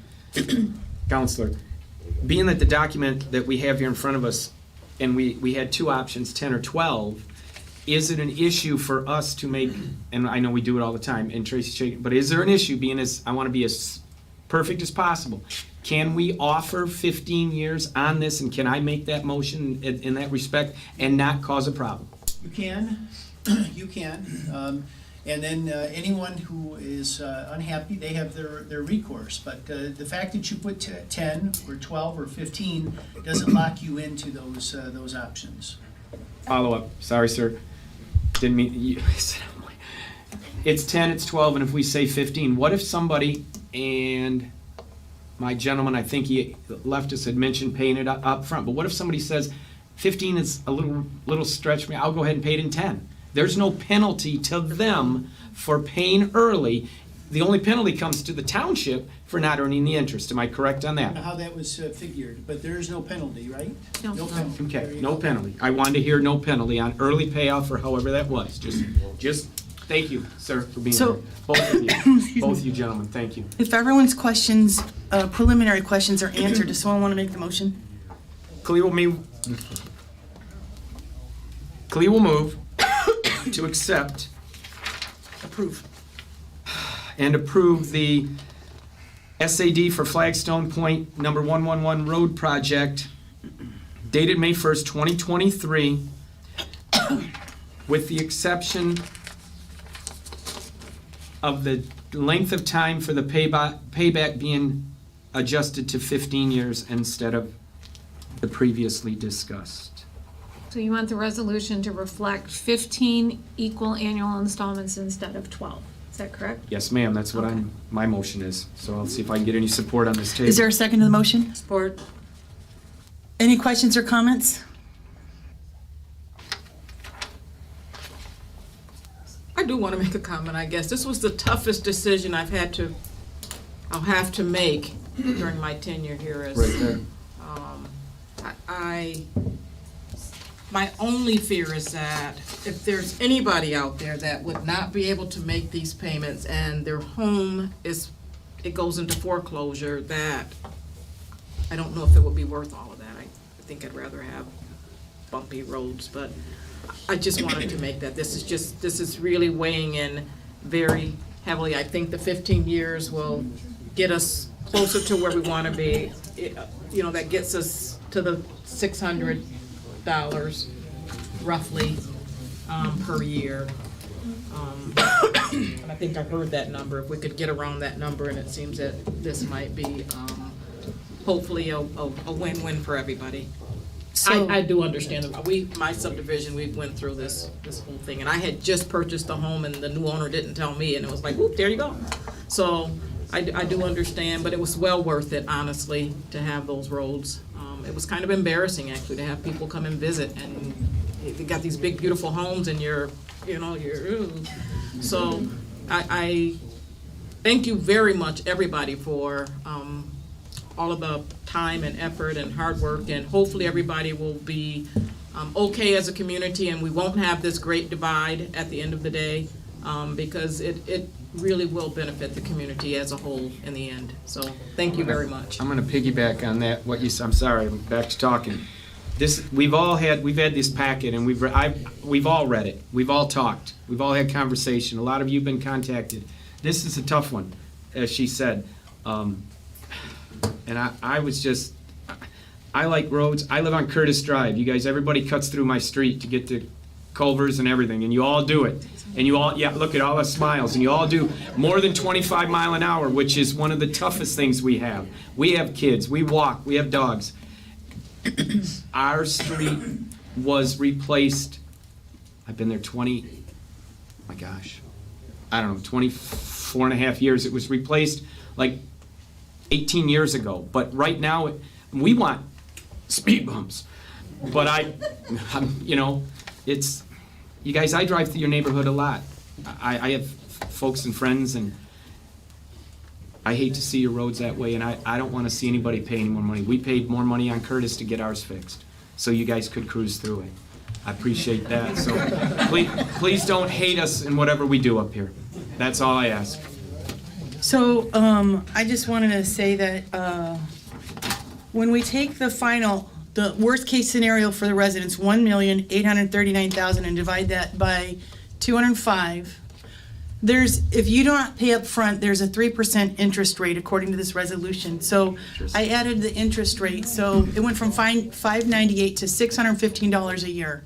That's what it would be, worst case scenario, and hopefully we don't spend all that contingency. Is there anyone else who wanted to say anything before we take the vote? And I wanted to mention, we have never had in 15 years that I've been here, almost 15 years, this many people at our meetings. We meet on the first and the third Monday of every month at 6 p.m. You are all welcome to come. And thank you this was it's a difficult decision, as the treasurer said, but everybody has behaved very kindly. Thank you very much. Any further discussion? I just wanted to thank everybody for coming. It is a hard decision, but I did enjoy listening to your comments. And I, for one, we just had our subdivision done too after I moved in. It does make a difference when you're out there walking and riding your bike and going to sell your car. So it is a hard decision because I understand it both ways. Any further discussion? Hearing none. Madam Clerk, roll call please on the resolution for Road Improvement Special Assessment District, Flagstone Point number 111. And the change to the resolution would be divided into 15 equal annual installments if it's not paid in full when the bill comes. Trustee Klee? Yes. Trustee Burt? Yes. Trustee Fabdahl? Yes. Treasurer Anderson? Yes. Clerk Triplett, yes. Supervisor Miller? You're not going to call Deb, you're going to make me, yes. I didn't know we wanted to order you. Yes. Okay. And Trustee Campbell, yes. Thank you all.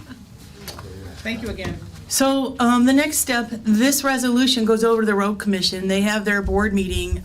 They meet on the first and the third Tuesday of every month. They have to approve it too. And as Mike said, the schedule should start around June. Yes, that's what I would told, which is really the ideal time. But one thing for the board, the director of engineering, he'd really like to take this to his board tomorrow so they can get moving with like the pre-construction meeting and things like that. Do you want him to push it off 2 weeks, or do you want him to go ahead and take it before the board tomorrow? You just need to sign. The road commission board. Right? Let's do it tonight. Yeah, I have his cell phone number. I can give him a call. I can make copies. So we'll try and do that, Mike. Okay, so you'll call Eric Yep. Johnson, let him know Yep.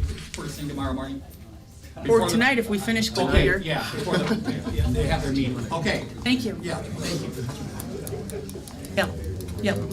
So we have some more business, and I don't know if everyone's interested in staying for the meeting, but if you'd like to leave, now's a good time to cut out. Thank you for being here. Thank you, everyone. Thank you. Thank you.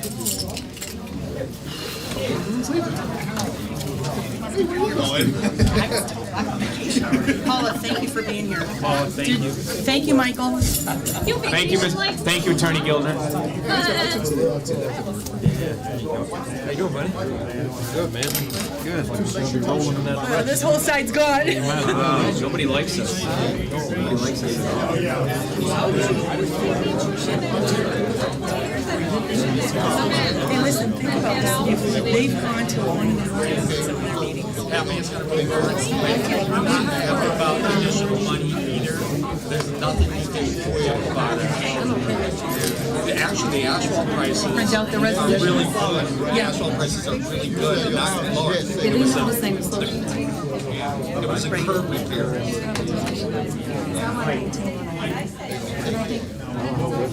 Yeah, we're at farm. Thank you. I'm sorry. Patios, so we can finish. Oh, that was Lisa's idea. Tracy Good jumped out of here. idea. Where'd Tracy go? Tracy got the opportunity to dump out of here. Yeah. Actually, Steve Tracy took the opportunity. Let's go. We're gonna reconvene the meeting. That's, I don't know what. Yeah. What's wrong? Nope. I'm gonna file that. Yeah, you did underneath the desk. I'm leaving it here too. Outside? Worry about that. Are we? Well, you know where the love and heart is? Right on the right-hand side of the room. My goodness gracious. Sorry, I'm not supposed to be talking. I was told to keep my mouth shut the rest of the night. Thank you, Mark. Appreciate you. Alrighty. Is this, hello? So we're gonna get back to business, and we are on action item B, is the senior center lease. So you have in front of you, Tracy set the lease in front of Yes, you it's with the here. new We have it. resolution. Yep. The attorney reviewed it, and he said it's up to us to set the term. We just need to change the date. If someone would like to make the resolution, or the motion?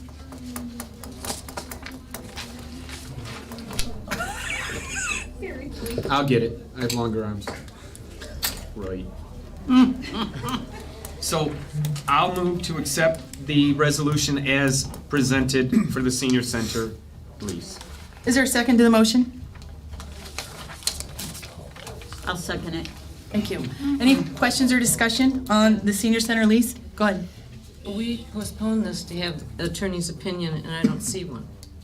On the date. Attorney's opinion was attorney's review. Right. Review on I the- don't see one, because I've always requested that to be done in print, in writing, and I don't see that. Attorney So- fees. Hold on, here it is. Fees. Isn't this? Motion for so we have the, I mean, that was in the postponement, that was stated that they wanted that from the attorney. We wanted it reviewed by the attorney. Right. and Barb did, but wasn't it for the Tracy said date, the Peter did review 2030? it, right? To move it to 2030 to align them, isn't that For what? the last time, so I don't know what the deal was. There were a few The changes attorney that were had made. made So, that since I have 2011. some back and forth with Peter on my email. Do you, Tracy? Can you forward that to Barb, please? I don't know if I have, did you send it to me, what he Can sent you to share what you have? Can you share it for us publicly right now? Just say it. He said he had communication with Tracy numerous times. I don't have that. It was just to change the dates, which we did. That's, You It's don't the have same any thing he email? said to you- Yeah, I have to an you. email. I'll forward it. Do you have any email? he didn't email me, he Okay. just called me. I'll forward what I But he have. reviewed the whole contract. Yeah. Yeah, that's what I was hoping for. And adjusted the date for the expiration, correct? Yes. Okay, all right. I mean, because it hadn't been looked at since 2011, so. Right, but he wrote it, so it was not much to fix. He did, he reviewed it. He reviewed it. And he made some changes. So we're changing the date to December 31st, 2030. That's what we have in front of us. We have a motion and a second. Any further discussion? Would you do a roll call vote on renewing the lease? Sure. Trustee Burt. No. Trustee Fabdal. Yes. Treasurer Anderson. Yes. Clerk Triplett, yes. Trustee Clee. Yes, ma'am. Trustee Campbell. Yes. Supervisor Miller. Yes. Thank you. Now we have action item C is a non-disclosure agreement. Tracy worked on that. She was approached by, you know what, I don't, You was can. it? Can you? No, was it, did they approach Peter or did they approach you? But they're asking us for confidentiality on whatever e-commerce building is going in, the building that was approved at the planning commission. Correct. So I was working with the company who is building the building, and then. Who is it? No. I'm sorry. I shouldn't have said That's that. public information. That's Cunningham Limb. That's who's building the The building. builders. Yes, that's the builders. But in working with them, I started working with the representatives of the company that's going to lease the building, and they have asked for us to sign a non-disclosure agreement that would be effective until they make application. The issue is, and I did talk to Peter on this, and I believe, Michael's not here, Michael was aware of it as well. They sent me a non-disclosure agreement. I was not comfortable with it. I sent it to Peter, I had him look it over, we rewrote it. It's because the other one talked about stuff in Georgia and those types of things, and we're like, no, we're not doing that. So he rewrote it, sent it over, and this is what he came up with for us to sign. Well, my concern was that as an employee, I should not be signing this. This needs to come from the board, a directive from the board, because it affects all employees of the township that may be dealing with them. Usually with something like this, the only person that would be dealing with it, moving through what I think they're gonna do would probably only be me. But if I had to go to Paula or to the building department or to Karen, they would all be bound by this non-disclosure agreement as well. So I wanted to make sure that the board approved of it before we move forward with it. So a motion is in order to approve the resolution and, We would move to accept the resolution submitted for the non-disclosure agreement and recommended by our attorney, Peter Goodstein. is there a second to the motion? Anderson supports. So Tracy, you told me that there was a point in time that if they apply for anything, any help. Right, again, that was another issue that I had with the non-disclosure agreement that they gave me. It did not have termination of the agreement when they made application. And the problem with that is if they make application for certain things, I'm bound by state statute to have to post. And if I have to post, I have to put who the applicant is. So we added that to the non-disclosure agreement that it would end at time of final application. So then we would be free to do the posting as required by law. That was a question I had, being that the builder was known, could we just get away with by publicizing that builder A has requested? Not for what they're applying For what they're applying, okay. Do we have, another question I have that, which you can't answer, do we know that the builder know the length of the lease that this individual is going to take this for? They haven't let go of Okay. any information I understand. whatsoever. And I'm just curious if we had, because they are going to lease the building from those individuals building it. I'm just curious if we knew the length of the lease. I mean, 1 year, you're building a multi-million-dollar building, it's not gonna be a year, but are we looking at hopefully 20 years worth of, and as Mr. Stiff stated earlier, we need some positives in here. I would say it would be at least 15 years. Just curious. Just look it out for our interest. Is there any other questions? And no further discussion? All those in favor of approving the non-disclosure agreement presented signify by saying aye. Aye. Those opposed? Who seconded that? Lisa, TK did the first. So we're on to action item D, Chief Salter. Slow down. Sorry. That's not my goal. Go ahead. I'm sorry. I'm just saying. You guys, in your packet, or email you received today was has to hire another entry-level police officer. We are currently authorized 38 officers in our 2023 budget. And right now, we currently have 36 sworn officers. I'm asking the board to hire one more officer. We did a background investigation on that individual.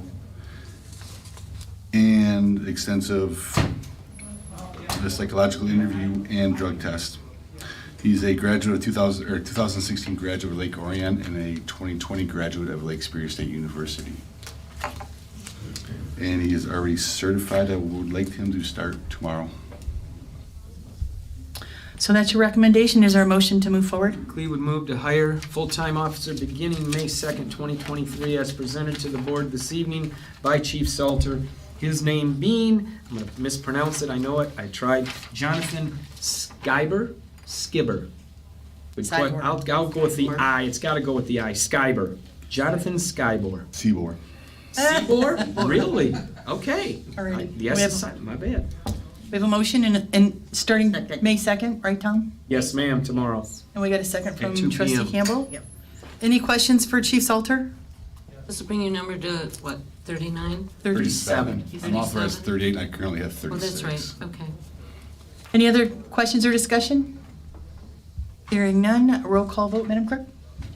On hiring one new officer, Officer Seaboard. Okay. Mike Seaboard. Supervisor Miller? Yes. Trustee Burt? Yes. Trustee Cleve? Yes. Treasurer Anderson? Yes. Clerk Triplett, yes. Trustee Campbell? Yes. And Trustee Fabdal? Yes. Thank you all for your Yes, thank you. Action item E is the purchase of a new pumper truck. Yes, thank you. To assist in maintaining a reliable fleet of fire apparatus, we're requesting to purchase another Sutphen pumper truck for the fire department. This truck will replace a 2008 engine that we currently have. The reason why we're bringing this now instead of down the road a little while is due to production times being between 38 and 44 months for this piece of apparatus. It is going to take a long time for us to actually receive this. So we'd like to get it on order as soon as possible, along with to avoid several price increases that we're being told are coming down the road. Over the past year or so, the manufacturers have been looking at about a 7% price increase each quarter, with another one coming next month. So we're hoping to get this on order. By ordering now, this will lock in our price at the contract price of $849,838.75, and we will avoid those price increases as we go forward. This vehicle we're hoping to purchase through the same HGAC program that we purchased the last 2 fire trucks through. And after speaking with our controller, Kevin McIntyre, we feel that it's in the best interest to pay for this truck upon delivery. He did evaluate the prepayment options that the manufacturer provided to us and felt that we were better off to keep our money here until this engine was completed. And by the time we take delivery of this truck, we will be able to pay for this purchase in our fire equipment millage budget. We currently have about $600,000 in that fund that is available now, and additional funding will come in over the next few years to cover the remainder. So that's it. Would someone like to make the We would motion? move the motion to approve the purchase of the Sutphen Monarch G9 pumper truck to replace the 2008 Spartan at the documented information that Chief Beckley presented. Can you put the price in it too? I surely will. $849,838.75. Be paid out of fire Paid out of the equipment? fire equipment millage and buying through the HGAC purchase program. Sorry about that. I should have just read the whole piece. Is there a second to the motion? Support. Trustee Fafdal. Any further questions or discussion? Just to be clear, I don't know if we need to add that.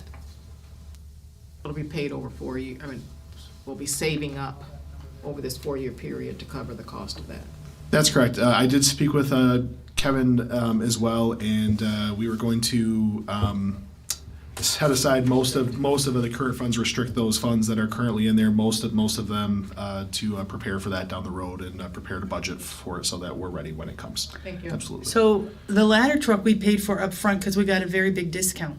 We did. But they're not offering it on this truck, so we have till time of delivery to pay. That's correct. That's correct. They're only offering about a 2% discount on this a truck. So Kevin felt that we would be better off to keep our money here, and if invested, the right way, could potentially bring more money to the township. So Okay. that was his recommendation there, and it was a very minimal amount this time. Any further questions or discussion? Hearing none, Madam Clerk, roll call, please, for the purchase of the pumper truck in the amount of $849,838.75 to be paid out of fire equipment millage. Treasurer Anderson? Yes. Supervisor Miller? Yes. Trustee Fabdo? Yes. Trustee Burt? Yes. Trustee Klee? Yes. Ma'am. Trustee Campbell? Yes. And Clerk Triplett, yes. Thank you, Board. So the last item on our agenda is an increase in our insurance cost. If the board wants to move forward with increasing the coverage for the fire trucks for a vehicle replacement value rather than the purchase value. We found out with the crash on March 17th when the intoxicated person hit our fire truck because he didn't see it. We're covered for the value of the truck at the time of purchase and not replacement costs. So if the insurance company decides you're going to have it repaired, we may or may not have the enough money from the reimbursement from the insurance company to repair it, but we certainly don't have enough to replace it. And so that's why Chief Beckley made the request. We got the information. Karen Barnes and I met with the insurance company, and you have the letter here from the insurance company. The increase in our premium, the information's in front of you. It includes the 3 Tahoes, 5 engines, covered at $1 million, and international increased to $500,000. So to increase the coverage for replacement value would increase our yearly premium by $13,482. So that question comes before you. A motion would be in order to move forward. Might as well not break the line. Clee will move to accept the replacement value increase on the insurance policy for the values of the several vehicles listed, all 3 Tahoes, all 5 engines, the 95 International at the tune of $13,482 to bring us into. Okay. Is there a second to the motion? Anderson supports. Any further questions or discussion? Anybody has been with Chief Beckley, Chief Beckley, and to see the mess that's down there and to see the issues he's had to go through to get that thing fixed, try to get ours fixed. Oh my, he wasn't real. Give us a date on when their decision will come. I have not. I last spoke to our adjuster last week.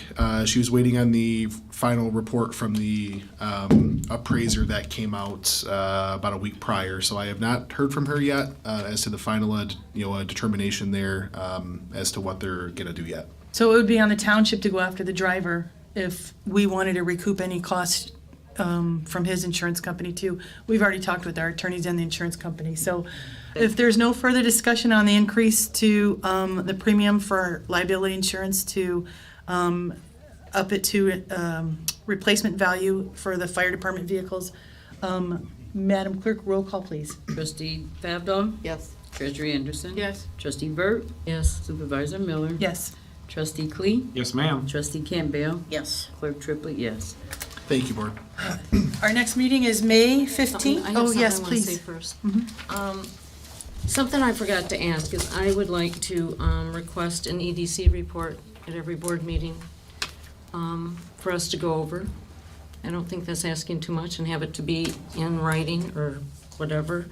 And also, when I talk about the attorney, I talk about calling the attorney for things that are very important. In the motion last week for the lease on the senior center, it was made to talk to the attorney. I did not make that. So under somebody's breath, they said that because I talk about that all the time, I shouldn't be, and that happened here tonight. Now, the reason I'm asking that is because a lot of times what the attorney says, if you repeat it, it isn't the same. But if the attorney has it in his own writing, and so I know for a fact what Peter said to me. And that's all I want to say. That's it. So without any further business and without objection, we'll call this meeting adjourned. Thank you. So I need to get this over there. You got the signature. I got a copy of it.